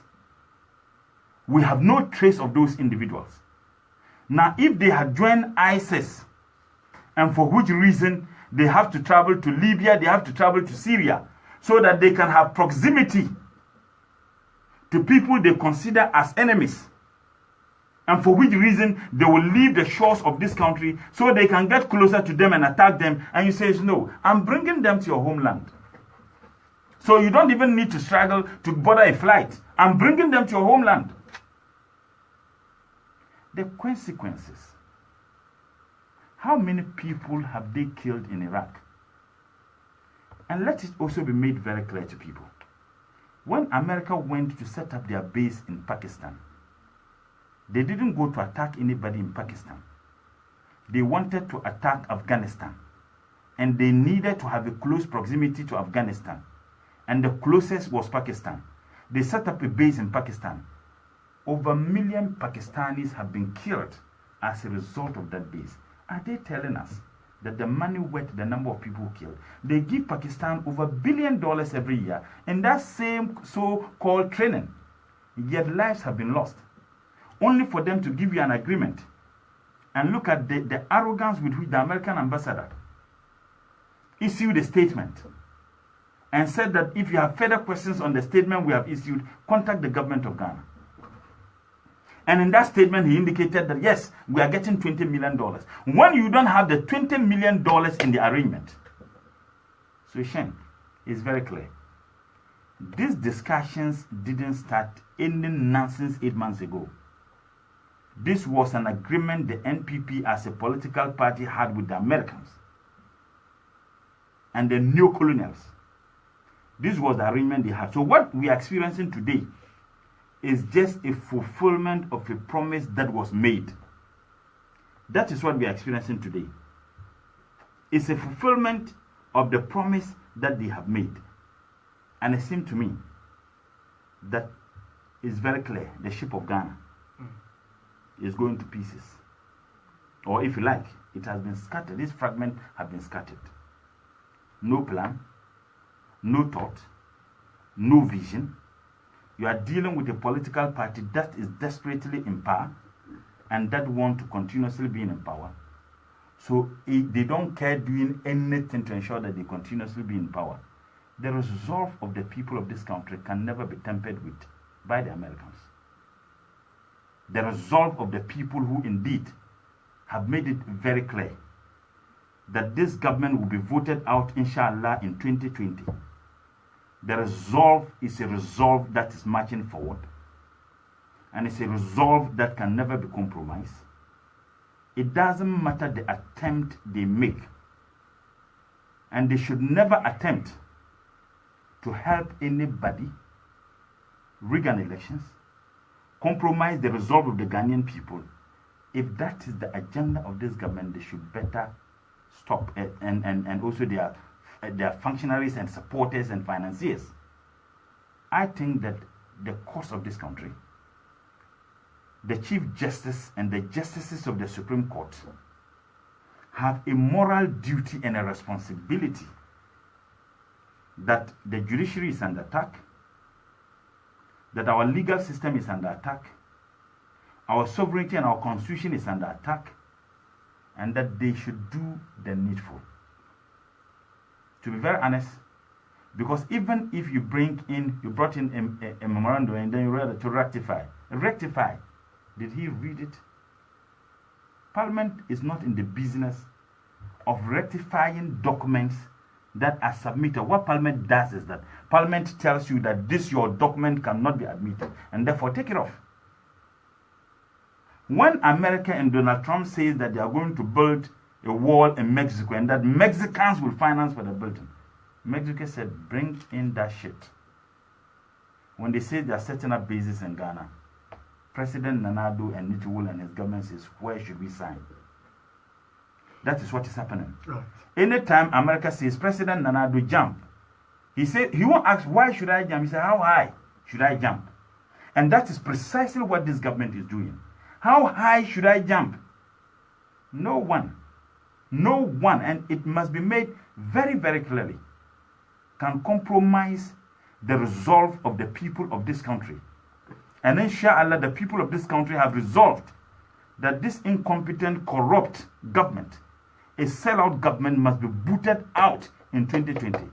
Let no foreign force attempt to do what is against the resolve of the people of this country. Because I really don't think it is in our national interest to sell out our sovereignty. An agreement that questions your integrity, an agreement that says that your constitution is balderdash and that your courts don't have the capacity. And I agree with Honorable A.B. Hussein when the president said that it is bound to happen, that gay and lesbianism, which is illegal in our laws, is bound to happen. Because if they engage in any act that you can't prosecute them, if they come here, and already, this is something that is legalized in most states in America. They come in and do them, yeah, what will you do? Now, if they begin to do it with our young brothers and sisters, if they begin to engage in such acts with them, can you prosecute one and leave one?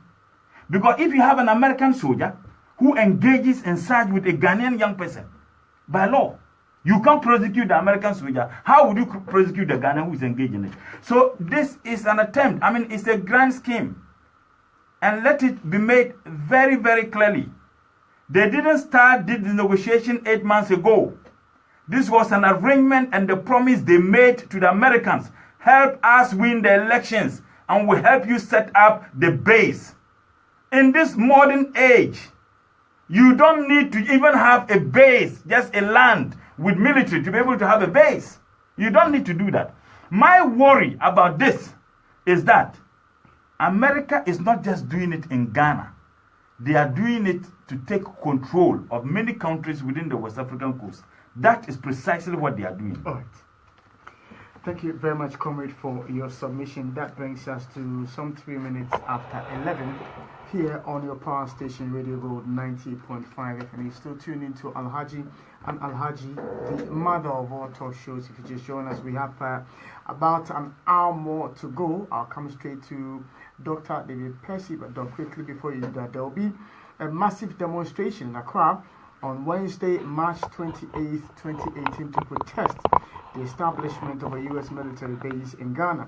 The demonstration, organized by the Ghana First Alliance, will start at the Obra Sport at 10 a.m. All Ghanaians who cherish national independence and freedom are invited to join. Doc, good morning. Yes, thank you very much. I believe I'll be present for that demonstration. We've gone through a very interesting week. Yesterday must certainly register as one of the saddest days in our collective history. Just over 174 years since the bond of 1844 that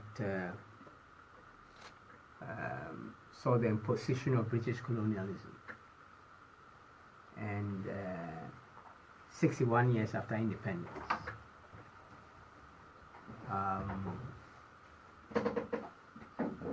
the government of U.S. stooges and assigns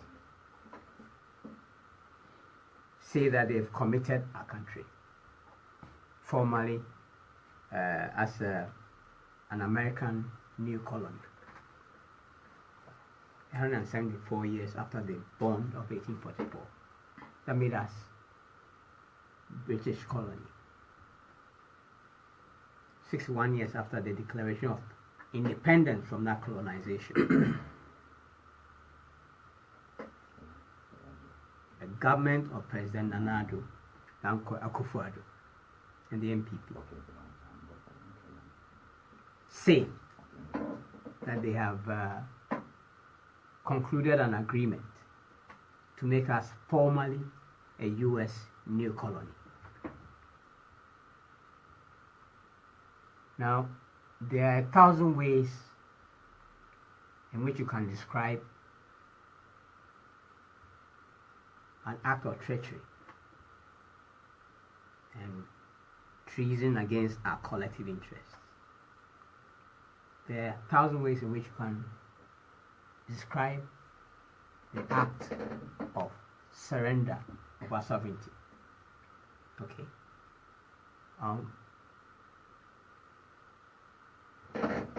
Because of the past week, like I said, I've been busy on many things personal. I've tried to follow the conversation as well as I can.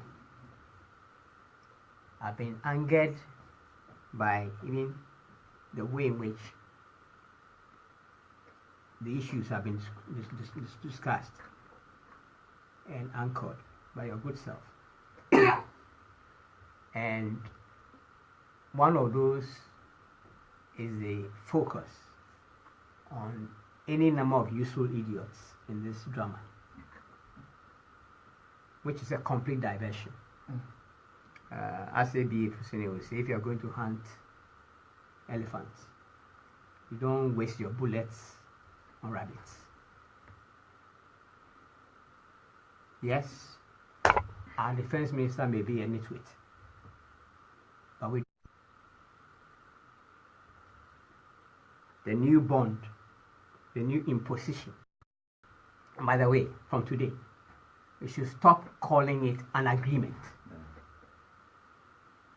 It is an imposition. That could only have been, it has been procured through fraud on the Ghanaian people, through the blackmail or the bribery of our leaders. It's an imposition obtained through fraud on the people of Ghana, through the bribery or the blackmail of our leaders, of our president in this case. And we should stop wasting our time on the various experts, security experts.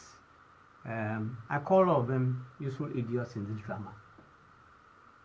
From senior journalists, MPP strategists posing as synchronists, whatever. Of course, in due course, it is important to draw up the full roll call of those who participated in this treason against the Ghanaian people. Okay? In spite of their contribution to where we are today, the past week has also demonstrated that the NDC still contains healthy forces. You note that in the commission of this recent act of treason, they're making references to agreements signed by the NDC. One of them on 24th February 1998. And it's very, very significant.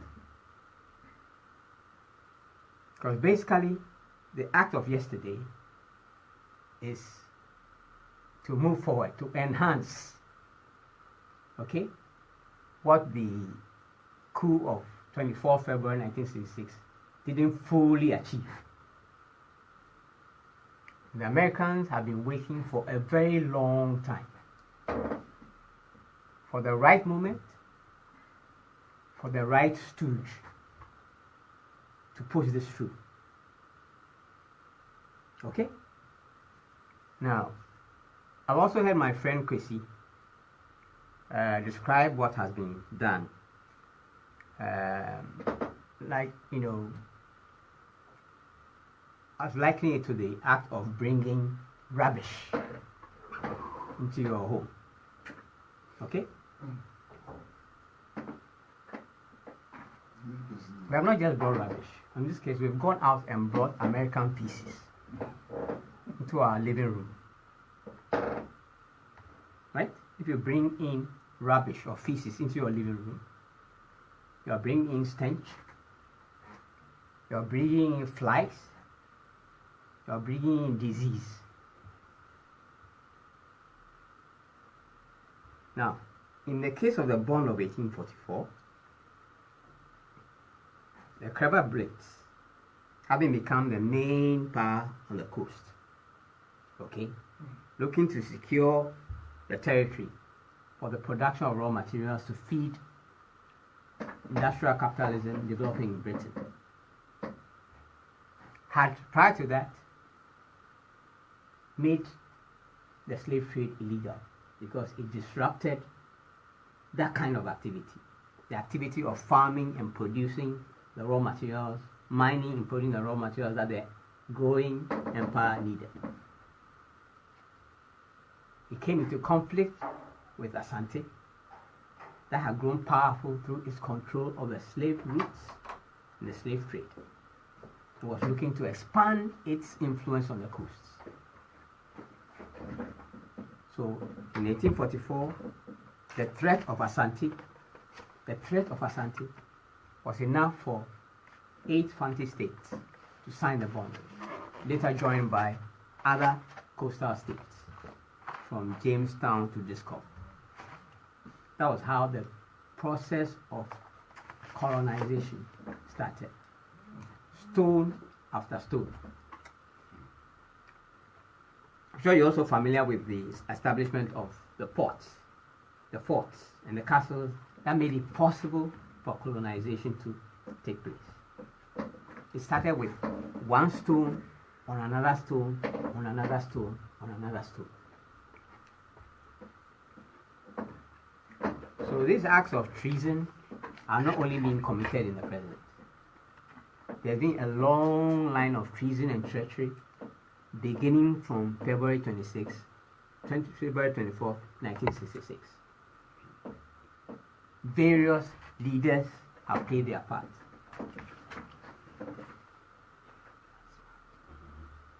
It has been in secret for the most part because they feared the consequence of the Ghanaian people knowing that this treachery was being committed in their name. Okay? The Akufo-Addo government fully intended to take this thing. Okay, they've committed themselves to agreement, but they don't even have the. They've organized a facade, a charade of parliamentary process and approval. Okay, I've heard people speak to the process and say that, look, you cannot even ask anyone to ratify an agreement that hasn't been signed. But the agreement has been signed. What took place was just a public display to give the impression that consultation has been done, and that this has been done with the support of the Ghanaian Parliament. By doing so, our president, his political tradition, the MPP, have merely proved their long-held contempt and hostility to the interests of the Ghanaian people. I don't need to go through the history. Kwame Murtala just spoke to some of them. The delegations they organized to appeal to the British power that they should not leave this place. Their opposition to the motion of destiny. The active involvement in the 66 coup. And all the acts of treachery. Okay?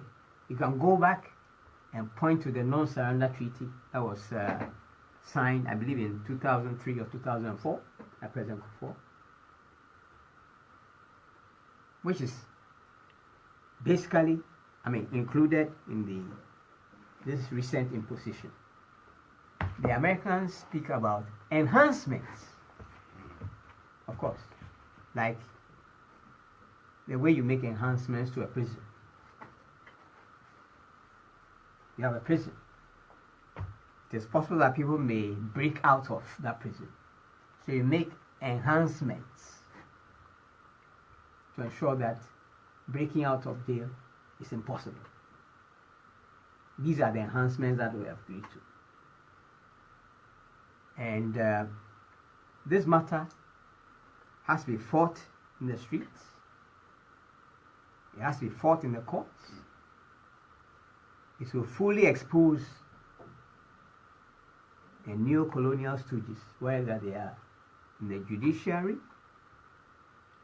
in the media, in parliament, wherever.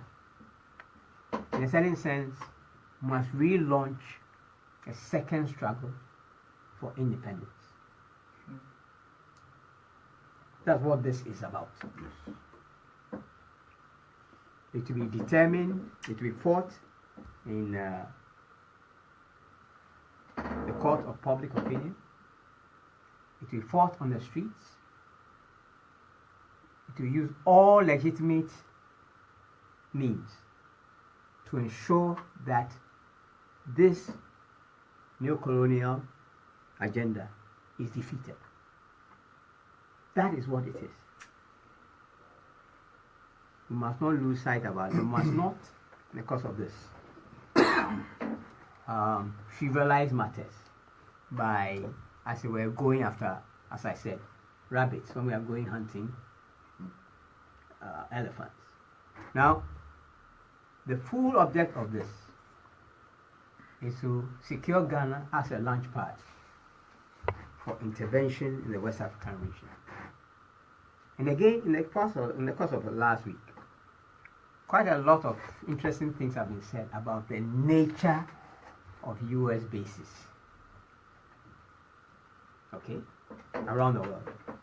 And I've heard people say that, they have bases in Britain, they have bases in Germany, they have bases in Italy, in Korea, in Japan. Make no mistake about it. Everywhere the U.S. has a base, that country is a new colony. Every place where the U.S. has a base, that country is a new colony. The bases have been secured through various means. Because I've even said that, oh, the bases in Europe are NATO bases, and that those are covered by this thing. Germany is an occupied country. It was transformed from an enemy, an occupied enemy, to an ally in inverted commas. Britain surrendered its sovereignty in the course of waging the Second World War. It's an American neo-colony. It follows American dictation in lockstep. They've been involved in all the crimes that Americans have committed in the Middle East and elsewhere. Japan was an occupied country, was transformed into an ally, in quotes. South Korea, similar. There's not one country that has an American base that is not a neo-colony. So that is what we must understand. Now, all those countries, some of them willingly, some of them unwillingly, are involved in this system of what I call a global protection racket. You know how the protection racket works?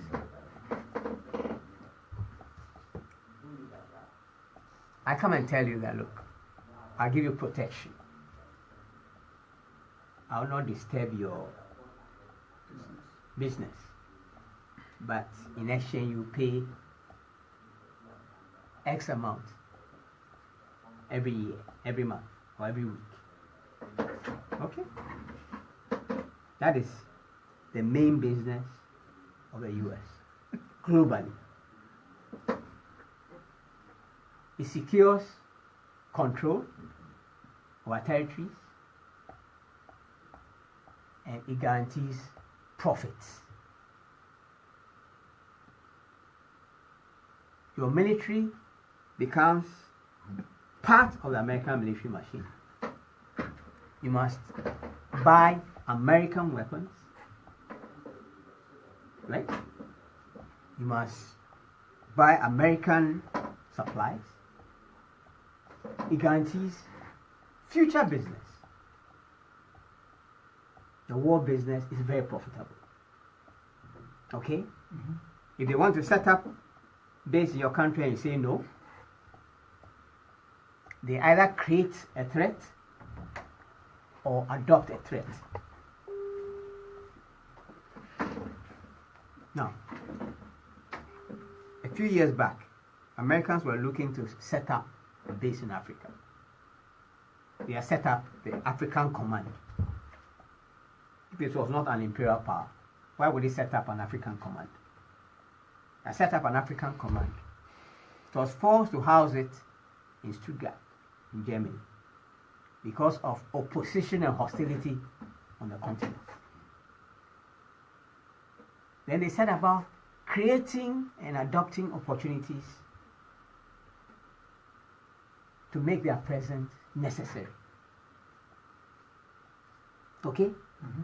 Through going after the Lord's Resistance Army in the, in East Africa. Okay? Through Al-Shabaab in Somalia. Through Boko Haram and Al-Qaeda in West Africa. Okay? Now, if they want to enter your territory for the purpose of setting up a base, the mechanisms for getting you to agree are quite easy. And the case that comes to mind is how the Americans got themselves to be physically based in Saudi Arabia. They encouraged Saddam Hussein to invade Kuwait. And they went and told the Saudis, now you see, Saddam Hussein is in Kuwait. You are next. Oh, then come in, But this is basically an expansion of business. That's how we must see it. It's an expansion of the military business. the business of producing and selling arms and waging war, which is ultimately profitable for a few people in the US and in other places.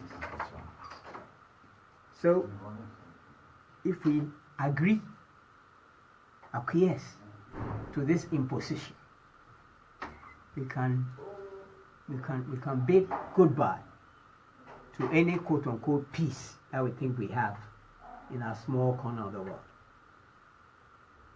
But I have no doubt whatsoever that if the Ghanaian working people fully come to understand the treason and the treachery of their leaders, their president, his cabinet, and the majority in parliament, will resist this neo-colonial enslavement with every means at their disposal.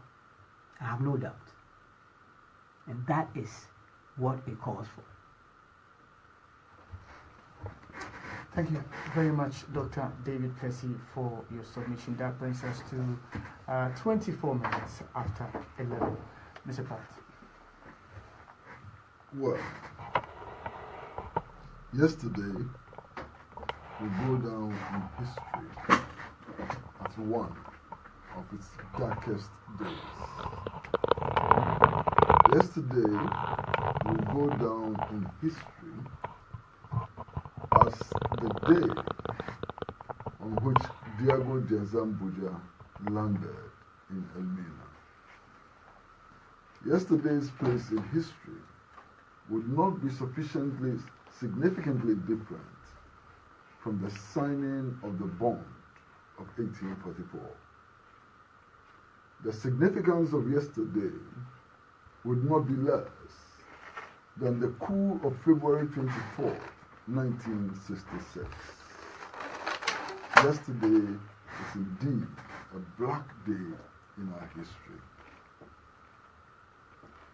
I recall a conversation which I had with my friend and comrade, Kwame Riafi, about 30 years ago.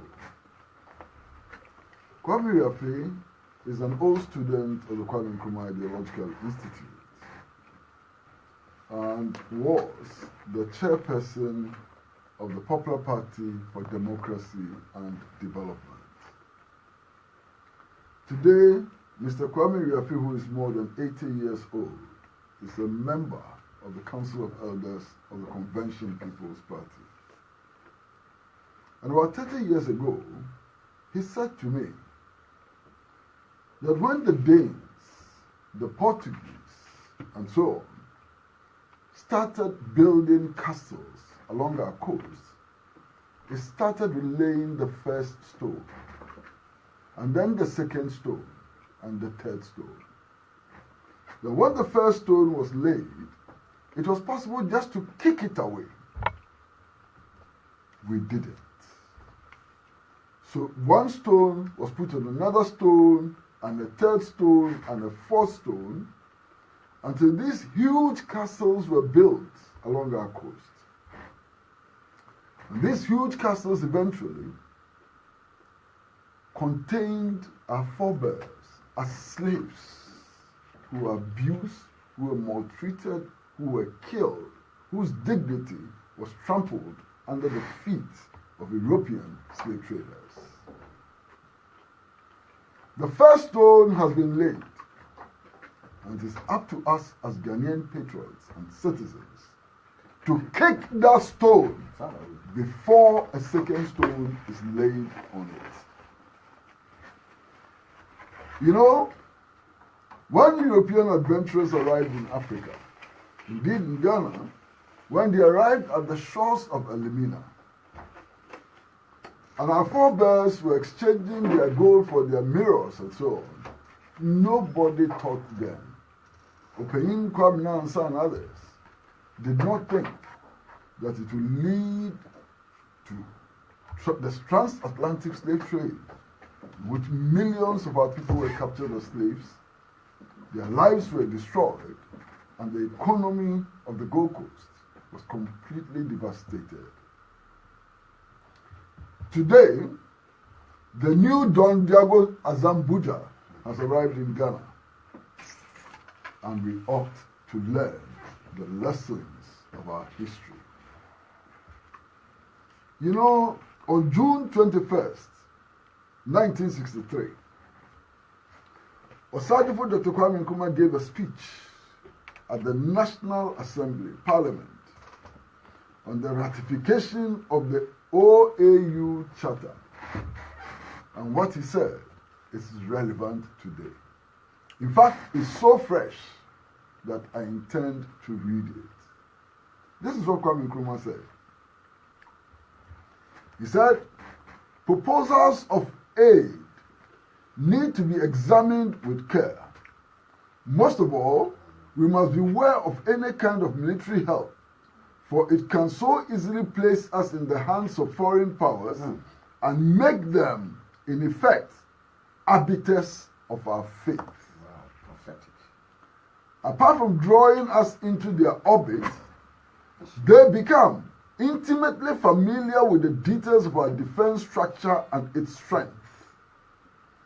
They can even become the designers of our defense structure and place us completely at their mercy.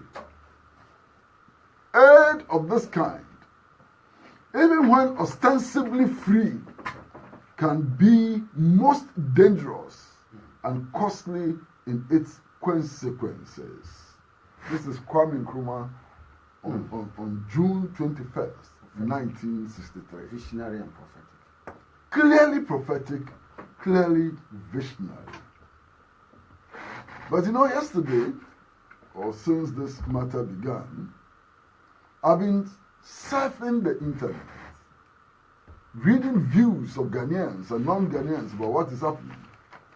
And I found this one, which is so profound that I intend to read it as an opener. It is written by a gentleman called Kweku Otin.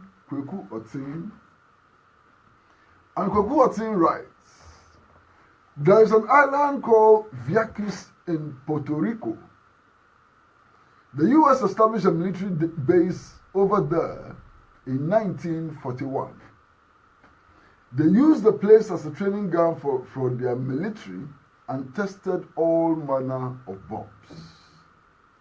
Right-thinking citizens protested and protested, but the Puerto Rican government did not listen.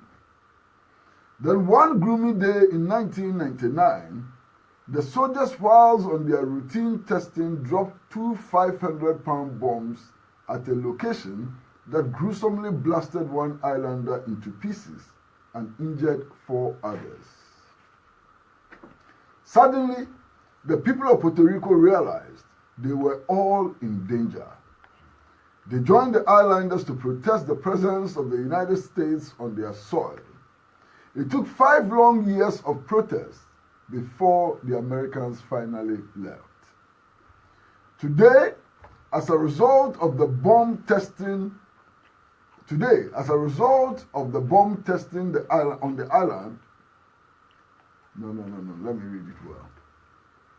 Today, as a result of that bomb tested on the island has developed an alarming rate of cancer. There are all manner of strange diseases that afflict the people. And so, while American children stay in school to learn, children born on this island constantly have to endure pain on hospital beds. I weep for this country. We are about to take a step that will have monumental consequences for the future of our children. Today, we may not realize it because partisan politics has blinded us. The clergy is quiet. Academics are quiet. Civil society groups are quiet. Celebrities are quiet. Journalists are quiet. Think tanks are quiet.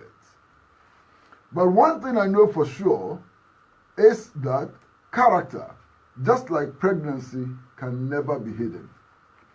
It will not be long before we see the true colors of the Americans who stood by, arms folded, and watched Liberia, their own colony, burn down to ashes in late 1980 into the 1990s. The United States has never hidden the fact that it has permanent interests but no permanent friends. And so, they are only coming to Ghana for their interests. They will bring bombs. They will bring weapons we cannot inspect. And they will test them here. It will be part of their training regime. Ghana has just become another island on Puerto Rico. Our leaders never learn. This is from Kweku Otin. Wow. And then there's another one. And this one reads, in 1998, exactly 20 years ago, more than 200 Kenyans and Tanzanians were killed when terrorists attacked U.S. facilities in those countries. More than 4,000 others were injured. Only 12 U.S. lives were lost. This is very significant. Those innocent Africans were killed and maimed just because terrorists decided to attack U.S. installations. That is my apprehension for Ghana. We are surrounded by terrorist cells. Burkina Faso has been hit by terrorists, not just once. La Côte d'Ivoire has been hit by terrorists.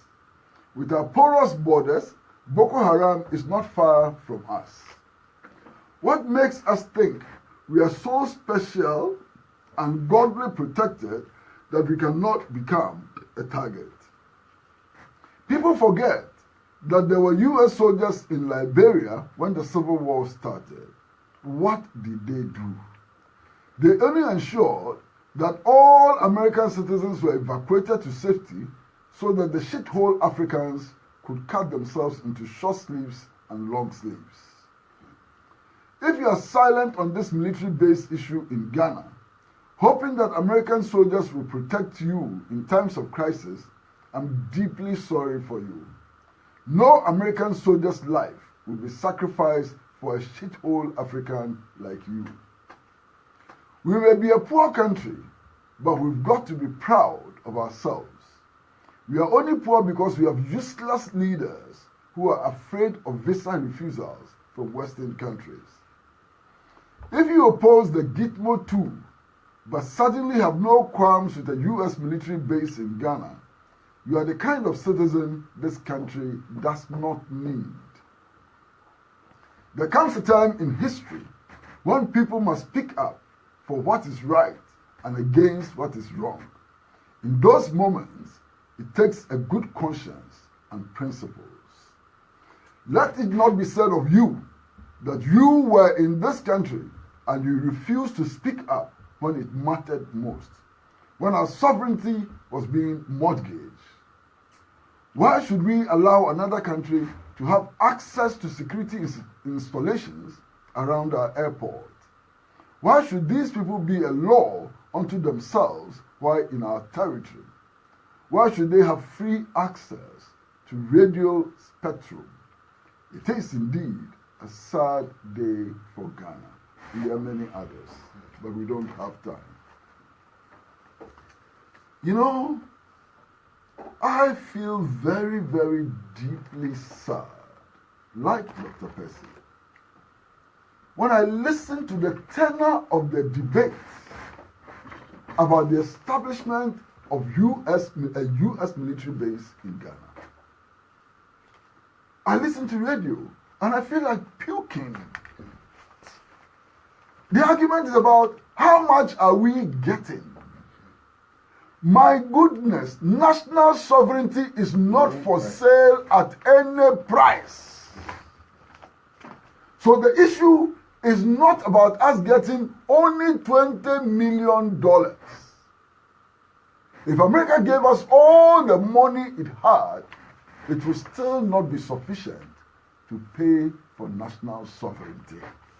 National sovereignty is not a commodity for sale. So the argument is not about how much you are getting. Now, you know something?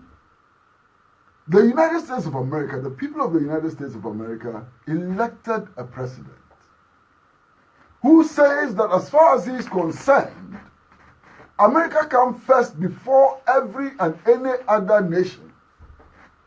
The people of the United States of America elected a president who says that American sovereignty is more important than anything else on the planet. Now this country, who says that it is first, who says that its interests supersede the interests of all others, comes together to negotiate with our leaders. And are we not sad that our leaders are saying that as for us, sovereignty doesn't matter? I listened to one member of parliament. Yeah. And he said, what sovereignty are we talking about when the Americans are the people who give us vaccines? And so what sovereignty are we talking about when it is the Americans who give us Obroni Wewu military equipment? The what sovereignty are we talking about when we cannot produce anything? Yes, it is true that our sovereignty is devalued by the fact that we take vaccines from America. Yes, it is true that our sovereignty is devalued when we go for military training in the United States of America and so on. But the question is, should we devalue it more, or we should take steps to ensure that our sovereignty is protected and that the current condition of neocolonialism ceases to exist? So for our leaders today, the leaders today who have accepted this imposition, because our sovereignty has been devalued, we should devalue it even more. How sad can this be? I feel really sad and let down. You know, a lot of people perhaps do not appreciate our history. Many Ghanaians died in the struggle to acquire this sovereignty. Sergeant Tajete was shot by British police officer Emery, shot and killed. Corporal Atipo, he was shot and killed. Odate Lamte and so on. They were killed in this struggle. They shed their blood, they lost their lives.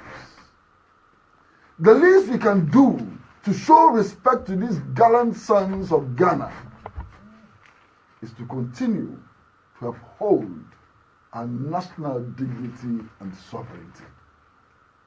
Today, or yesterday, I'm sure that all of these persons who died in the pursuit of freedom, if they can feel, felt a sense of shame.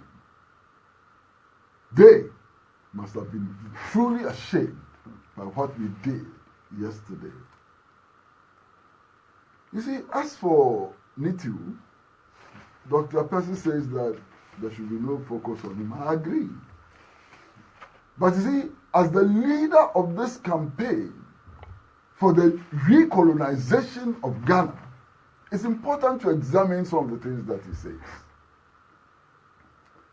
You know, my first shock came when I listened to him on Joy FM. And he was trying to explain the agreement. And he was explaining the portion of agreement that dealt with contractors. And you know his understanding of contractors. People who make gutters, who build houses and build roads. That is the depth of his knowledge. That was the level of the defense minister. He's very shallow. I was wondering whether indeed he has been listening to international news. Whether the television in his house broadcast news from Al Jazeera and BBC and so on. I was wondering whether he listens to City FM and Joy FM. He has never heard of Blackwater as a defense contractor. If he hears black water, you think the water is black. He has never heard of Blackwater. He doesn't know that Blackwater is a United States defense contractor. That has turned black. And that Blackwater, they carry lethal weapons. Yes. is a mercenary organization which is a defense contractor. So by this agreement, we will be allowing mercenaries like Blackwater and others into our country. And our defense minister does not know. He doesn't know. Shocking. Yesterday, I happened to go to Parliament late at night. I mean, I'd closed from work. And I heard that the debate was still on. So I rushed to Parliament. I won't talk about the difficulties we had entering Parliament House. Policemen have been deployed to prevent Ghanaians from going to Parliament House to meet with their representatives and to listen to them. And yet, the proponents of those who support this agreement says that they are very democratic and transparent. Yeah. And yet, they will deploy policemen to prevent citizens from entering Parliament House. After some hassle, we managed to enter Parliament House. Look, in the corridors of Parliament House, I saw a spectacle that was totally shocking. The communications director of the National Democratic Congress, who had gone to Parliament House and who had tied a red band around his head, had been arrested by the police and handcuffed. Handcuffed as a common criminal. And 5 to 6 well-built policemen had pinned him to the wall, molesting him. I couldn't believe it. Not an ordinary citizen of Ghana like us, and so on. An official of a political party like the National Democratic Congress had been handcuffed for protesting this agreement, pinned to the wall by macho policemen who were molesting him. It took the intervention of more reasonable, sober heads in the police service before Solomon Nkansa was released yesterday. This is the democracy that they are touting. They even brought some of their visible forces and others. But you know, I listened to the debate. And I listened again to the defense minister, who said that, look, this is a very good agreement, and that the American soldiers will not be based here permanently. And that he quoted a portion of the agreement which says that they may not be here permanently. And for him, they may not be here permanently means that they will not be here permanently. That's why I said that if somebody like this had died in the market, if this gentleman paid any fees to any English teacher anywhere in the world, it is time for him to go and collect his fees. They may not be resident here permanently means that they will not be resident here permanently. I can't believe it. And then there were copious references to an agreement which they claim was signed under Mr. Jerry Rawlings and by Hannah Tete and so on. Well, first and foremost, anything which was signed by Madam Hannah Tete as foreign minister is just a useless piece of paper which has no effect. It has no consequence. It is not an agreement. Because our Supreme Court has determined that for any agreement with a foreign country to be valid, it has to be ratified by our parliament. So they should show me how parliament ratified that useless piece of paper Hannah Tete signed. It has no consequence. It has no effect. It was not ratified by parliament, and therefore it is not an agreement binding on Ghana. Of course, I have issues with the then government, in which Madam Hannah Tete served as foreign minister. That crap of paper they signed, what does it mean? It is also very, very insulting to the people of Ghana. It's a useless agreement that nobody should have entered into. Of course, it is not as bad as the one which has been recently approved, but there are elements of that scrap of paper which are insulting to the dignity of the people of Ghana. You signed an agreement with the US to facilitate the presence of their troops in your country, and you ask them to give you water and food. What an insult. But be that as it may be, it is still important to emphasize that nothing is worse than the agreement which yesterday was ratified by Parliament. And I'm shocked that our Parliament committed this treasonous crime against the people of Ghana. There are other technical issues that we need to look at. First of all, the memo from the Defense Ministry asks for ratification of the agreement. Now, if what Parliament did yesterday was ratification of the agreement, then there is no agreement. What Parliament did was an act in futility, because Parliament ratifies agreements and not rectifies agreements. So all this drama was drama in futility. You understand? We do not have an agreement which has been ratified by Parliament. Again, I've heard about the report of the Defense Committee of Parliament, which actually says explicitly that this agreement is an affront to our sovereignty and undermines our security. And yet they presented it to the floor of Parliament, and some parliamentarians approved it. I can't believe this. I mean, this is really incredible.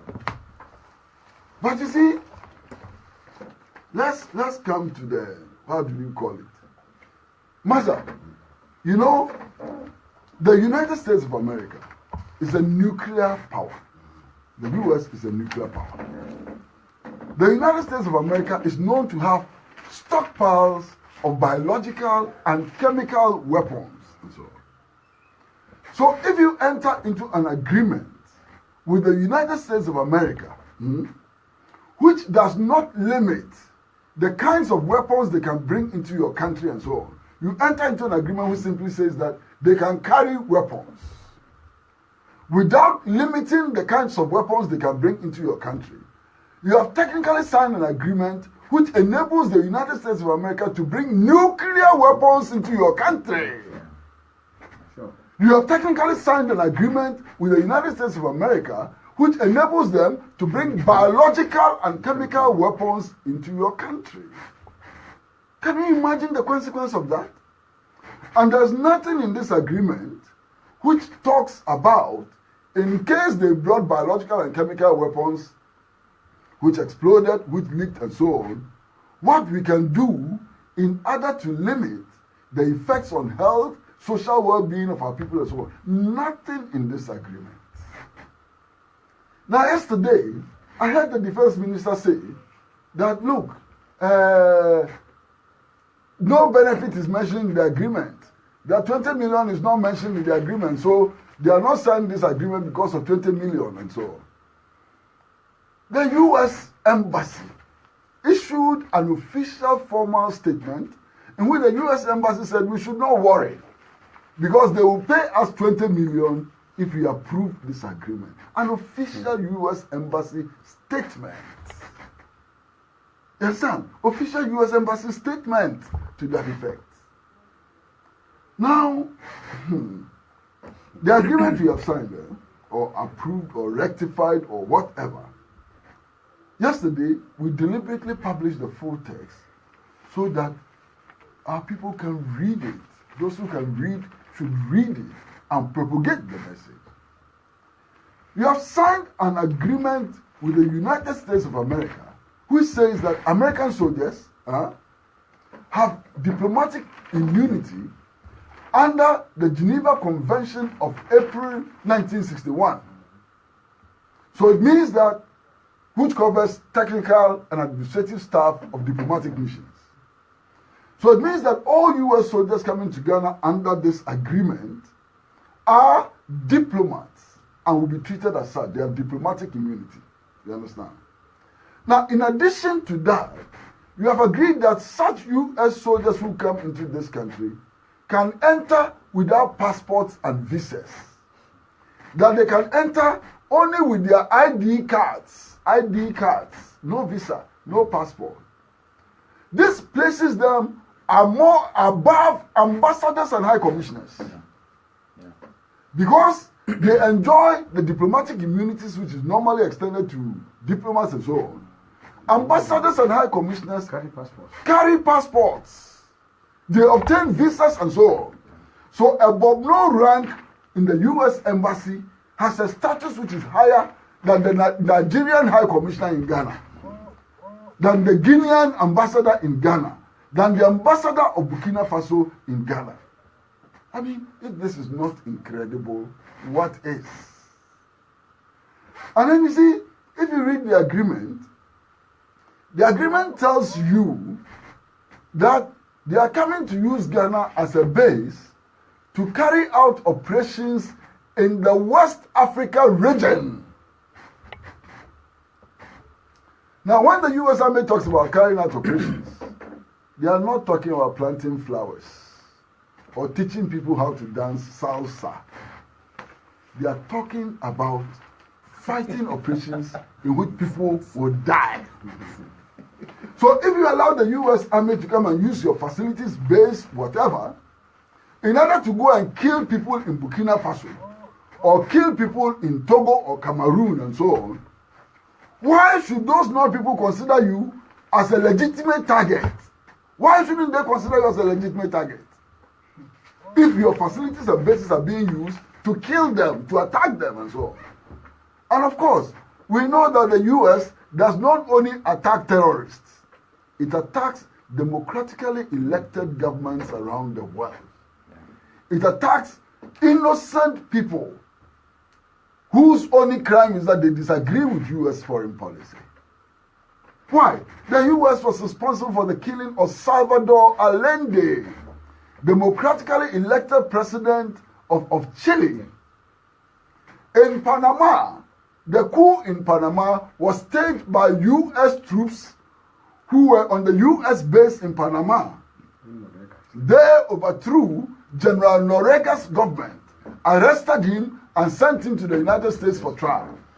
General Noriega was tried. He finished serving his sentence, and they have not released him. This is the level of impunity and so on. You understand? Now, one of the things which is very strange about this agreement, so-called agreement, is simply the fact that there has no termination date. So this agreement can actually last for 1 million years. The agreement we have entered into can last for 1 million or 1 billion years. It has no termination date. What is in the agreement is simply a clause which says that any party, if they want to pull out, should give 1 year notice. So it may be 1 year notice given 1 billion years from today. The agreement can be valid for 1 billion years and so on. Now, you see, we should be guided by history. Before the Cuban Revolution, the reactionary regimes then granted the U.S. Permission to use Guantanamo Bay as a base. For close to 60 years, the Cubans are saying, we don't want an American base, leave. America has refused to leave in spite of the fact that that agreement has expired. That agreement even had an expiry date. You understand what I'm saying? The agreement for the use of the Guantanamo Bay in Cuba had an expiry date. The expiry date is due. The U.S. says, we will never leave here. If you want, come and fight us. Because it considers the you understand? As illegitimate. You had the chance to make your submission. No, I'm making a point. You understand? What you're saying. So, even where there is a termination date, the U.S. says it will not terminate. And we are here busily saying that, oh, there's 1 year notice. The Cubans have given notice more than 50 years, the U.S. is still there. So what does your 1 year notice mean in this agreement? And then, sometimes I just wonder how our people think.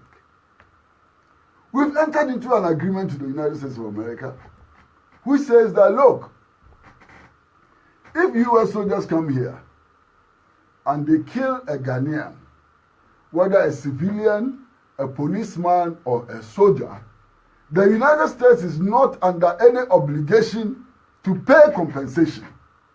In fact, we have written in that agreement that we will waive our rights to demand compensation. It is not just about human life. The agreement also says that if they destroy any property of any Ghanaian, they will not pay compensation.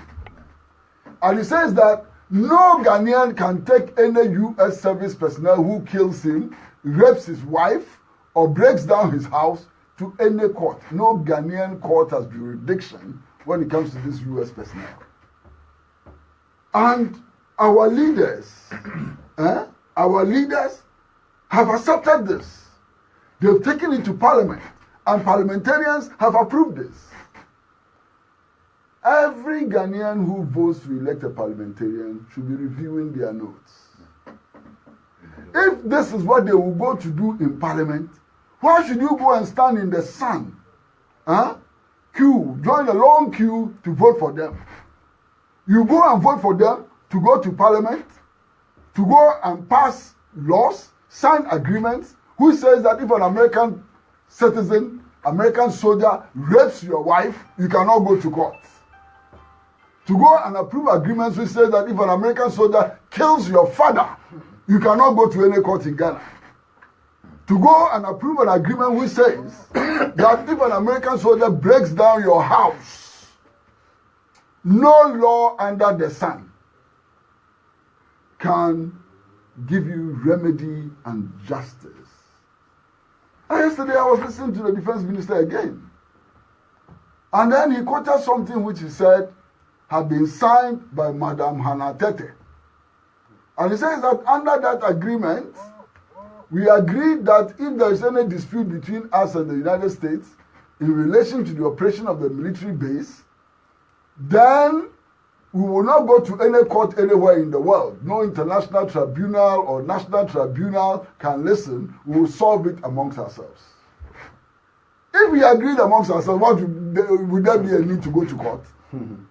We go to court and go to international tribunals because we've reached a point where negotiations are broken down and there are entrenched positions on both sides and so on. My goodness, what is this? And then there is this talk about radio spectrum.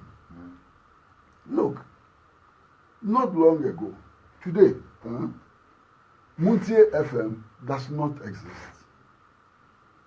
Muntie FM does not exist simply because its owners were not able to pay licensing fees on time. You understand? That same spectrum for which Muntie FM has been closed down because its owners could not pay licensing fees on time is now going to be given to American soldiers for free. Free bone toe. We are going to give it to American soldiers for free. What kind of a people are we? What kind of a people are we? And then there's one funny thing. First of all, they are arguing that the facilities which are going to be made available to the U.S. are Ghanaian facilities. Yeah. They are not American facilities. But you see, the agreement states that when the Americans are not around to use our facilities that we are lending to them, the facilities should be shut. What does that mean? When they are not around, we should not use our own facilities that we are lending to them if they are not ready to use it. We should close it. And we are happy with this agreement. You understand? The agreement says that you cannot enter that base without their permission and approval. If you give them your own facilities, you cannot enter there without their permission and approval. If I were a Ghanaian soldier, I would feel very, very insulted by this agreement. extremely insulted by this agreement. And then, they say, oh, why are you complaining? When Ghanaian soldiers go on peacekeeping operation, they enjoy similar conditions. When soldiers go on peacekeeping operation, they go under the aegis of the United Nations. The United Nations is not a foreign organization. The United Nations is an organization to which we belong, like all other nations. You understand? So when we join the United Nations, it is not about us giving our rights and dignity to another nation. That is not what happens. And I think it's important for us to make these distinctions as clear as possible. What happened yesterday is a serious aberration. It's a serious plot on the dignity of the Ghanaian people. It amounts to entrenching our status as a new colony of the United States of America. It is so disgraceful, it's unbelievable. And to cap it all, I know we need a lot more time to discuss it, but because we don't have time, I want to cap it. This morning, I'm reading the distinguished Ghanaian journalist Cameron Dodu. Can I get the papers, please? I'm reading Cameron Dodu this morning in the Ghanaian Times. And Cameron Dodu is livid with anger. And he expresses that in an article which is published this morning. Oh my goodness, where is this article? I find it. This article, maybe it's in the Daily Guide instead. Daily Guide, Daily Guide.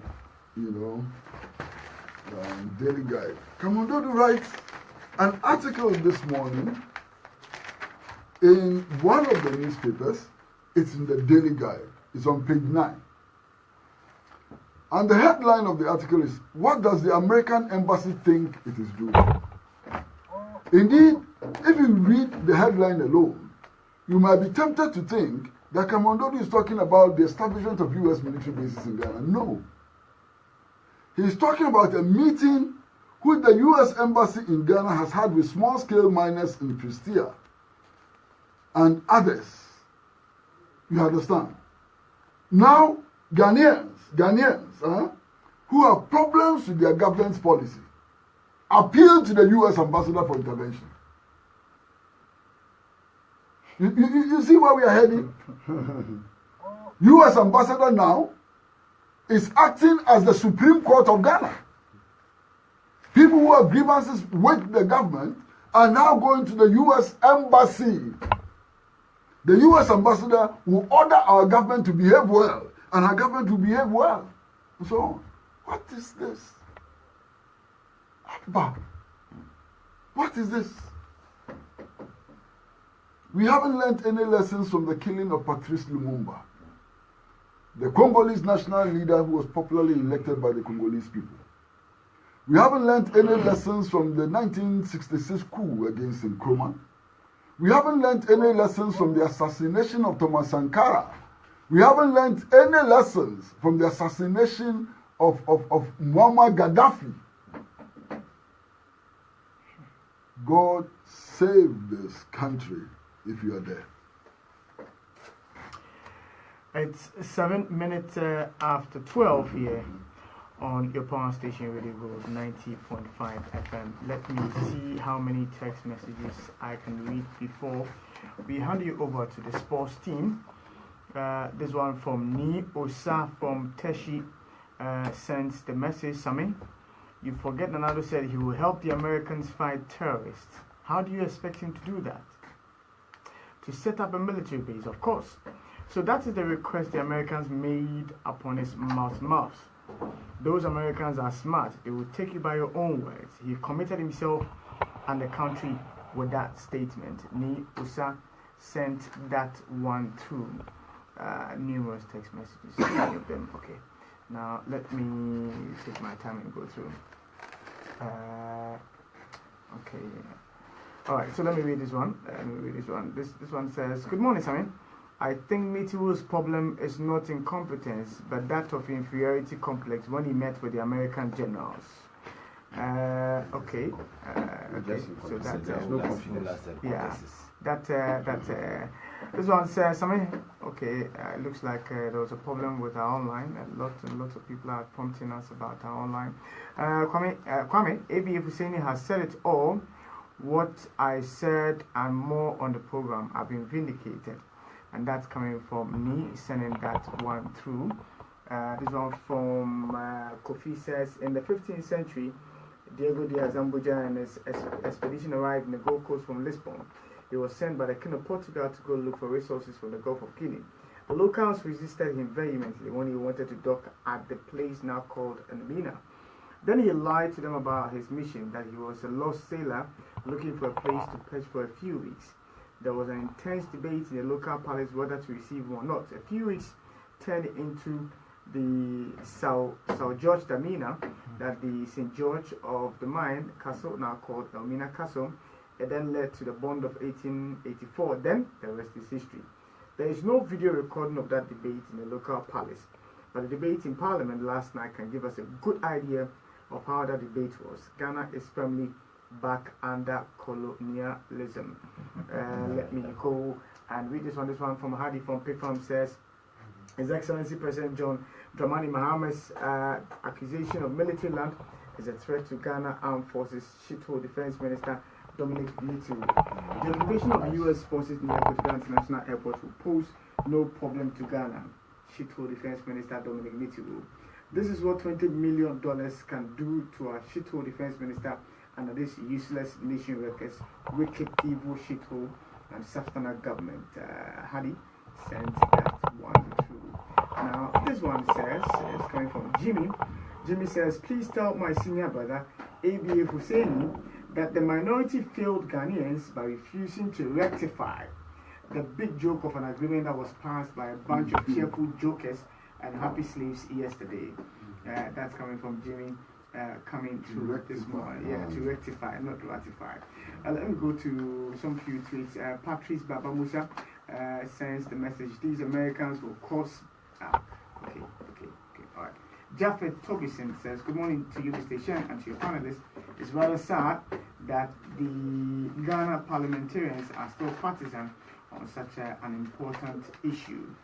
Okay, Elikem Kotoko sends the message: our government cares less what the consequences are and its price Ghanaians will now pay for the mistake of the 53%. America's interest is in our future oil and a promise to help the government rig 2020 elections for them. Are these the competent men? God. And the Rollins must start weighing his decisions very well. Decisions to comment or not to comment. Decisions to criticize or not to criticize, because there are more wonderful times ahead and he must observe critically his sources of information. Patrick Aaron sent that one through. Hack BS sent the message: I had a sleepless night yesterday, but do you know something? When you have 6 citizens who voted for corrupt leaders to steer their affairs, that's what they get in return. History has once again been occasion. A UPPP tradition is a nation divisionist or diversionist, you wanted to say. Pac de Manuel says, if the bond of 1844 ended one day, the bond of 2018 cannot start. The demonstration must be into the courts. And Abdul Salam Kasaugu says, ABA, that Kasaugu electricity extension has come to a halt. We need his intervention. But for NPP, the least said, the better. And let me just, AU Farouk, he sent it quite early. Posterity will judge this incompetent government of Nado and the NPP for auctioning Ghana to the US. I can't control my tears. Today, our religious leaders are mute. Allah is watching. Habib from his own tweet and says, so our sovereignty as a country doesn't matter. How can another sell Ghana for a peanut? Ghana has been re-colonialized by America, so the blood and toil of our fathers are in vain. We are now going back into slavery once more. Those are a few messages on Twitter. Let me get this one rather quickly on Facebook, and then we should be checking out of here because lots and lots of messages came in very early in the morning, and if I would be very unfair to these people if I don't go through these text messages. Like I said, Kwame Aristocrat sent the message on Facebook. It's only an Ananado's government where the president himself will chair the cabinet meeting, sign a bill, send it to the parliament for approval, and his communication machinery deny it. If the U.S. military won't build a military base, their contractors coming to build a 570 dams Baumia promised to construct. The youth of Ghana have voted for an old man who is technologically bankrupt to understand the meaning of electromagnetic spectrum in communication. God save Ghana. Professor Kwame Aristocrat, sent that one to King Farouk, sends the message. We elect Highness to take care of goats, and when the goats are consumed, we question why. 53% of Ghanaians have elected Highness to take care of us, and now we are being consumed. God save us. That's from King Farouk. This one from Komla Genya says, no one should be supervised by the actions of the surprise, I believe you wanted to say. No one should be surprised by the actions of these nation-wrecking UPA group.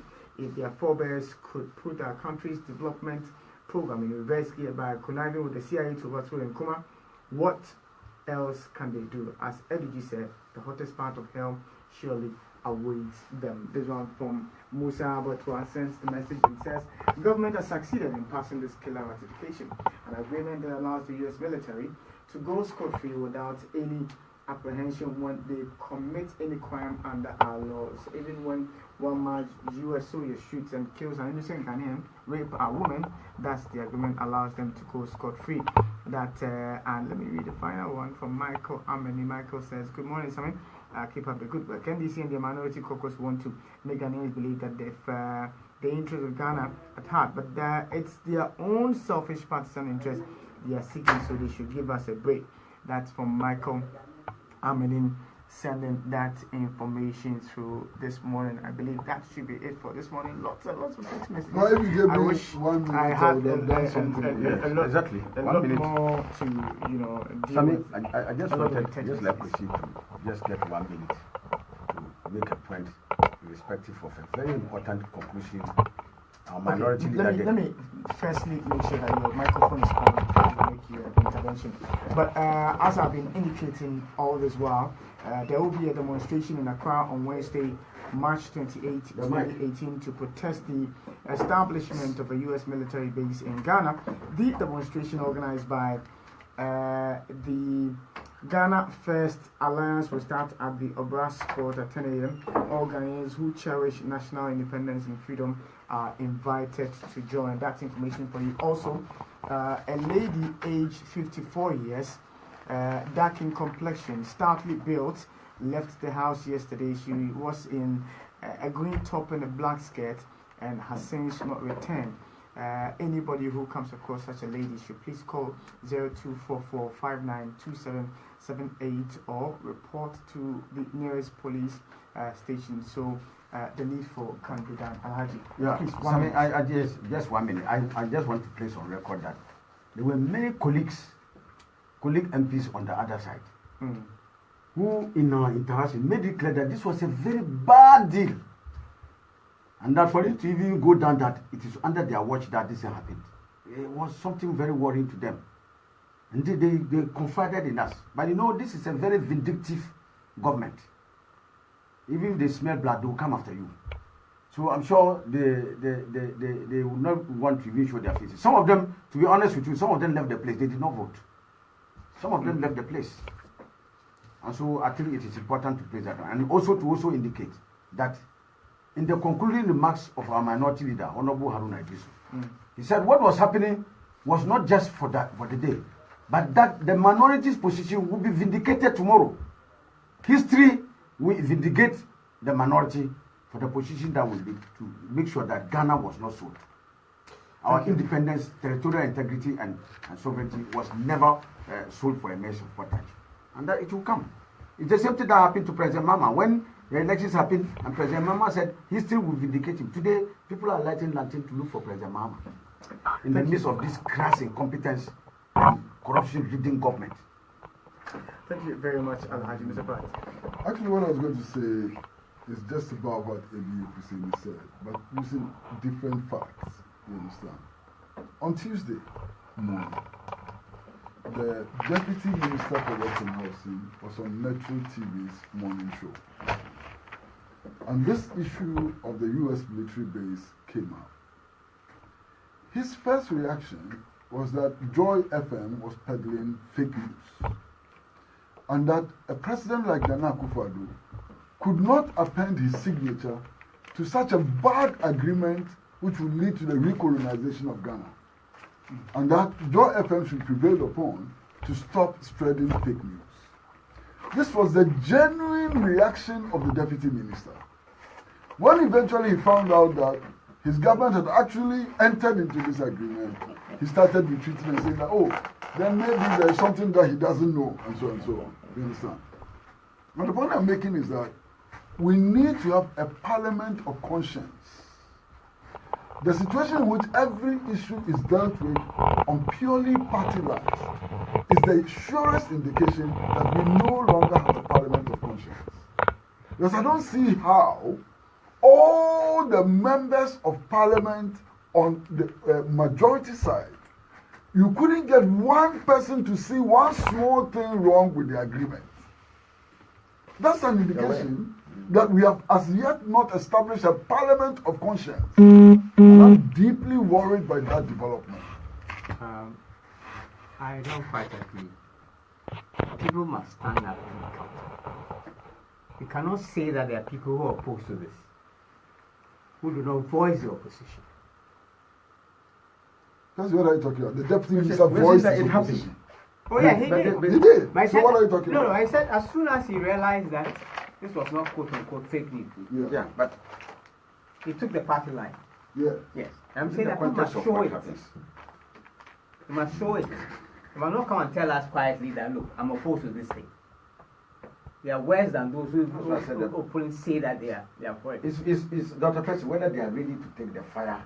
Because, like I said, this is a very I made a vindictive point. government. I made a point during our comments. I'm saying that And the leadership, they don't, the alphas, they don't forget and they don't forgive. no problem. Let me. So they repeat know what they are myself. I made running a away point earlier. Yeah. I'm saying that in the course of the forthcoming struggle, we are going to see all the new colonial stooges for who they are. All right, Alhaji. There can be no place for people to sit on the fence. Doc, thank you very much for. And I think we final can win comments. this battle the same way the independence struggle was Precisely. won. That's the second one.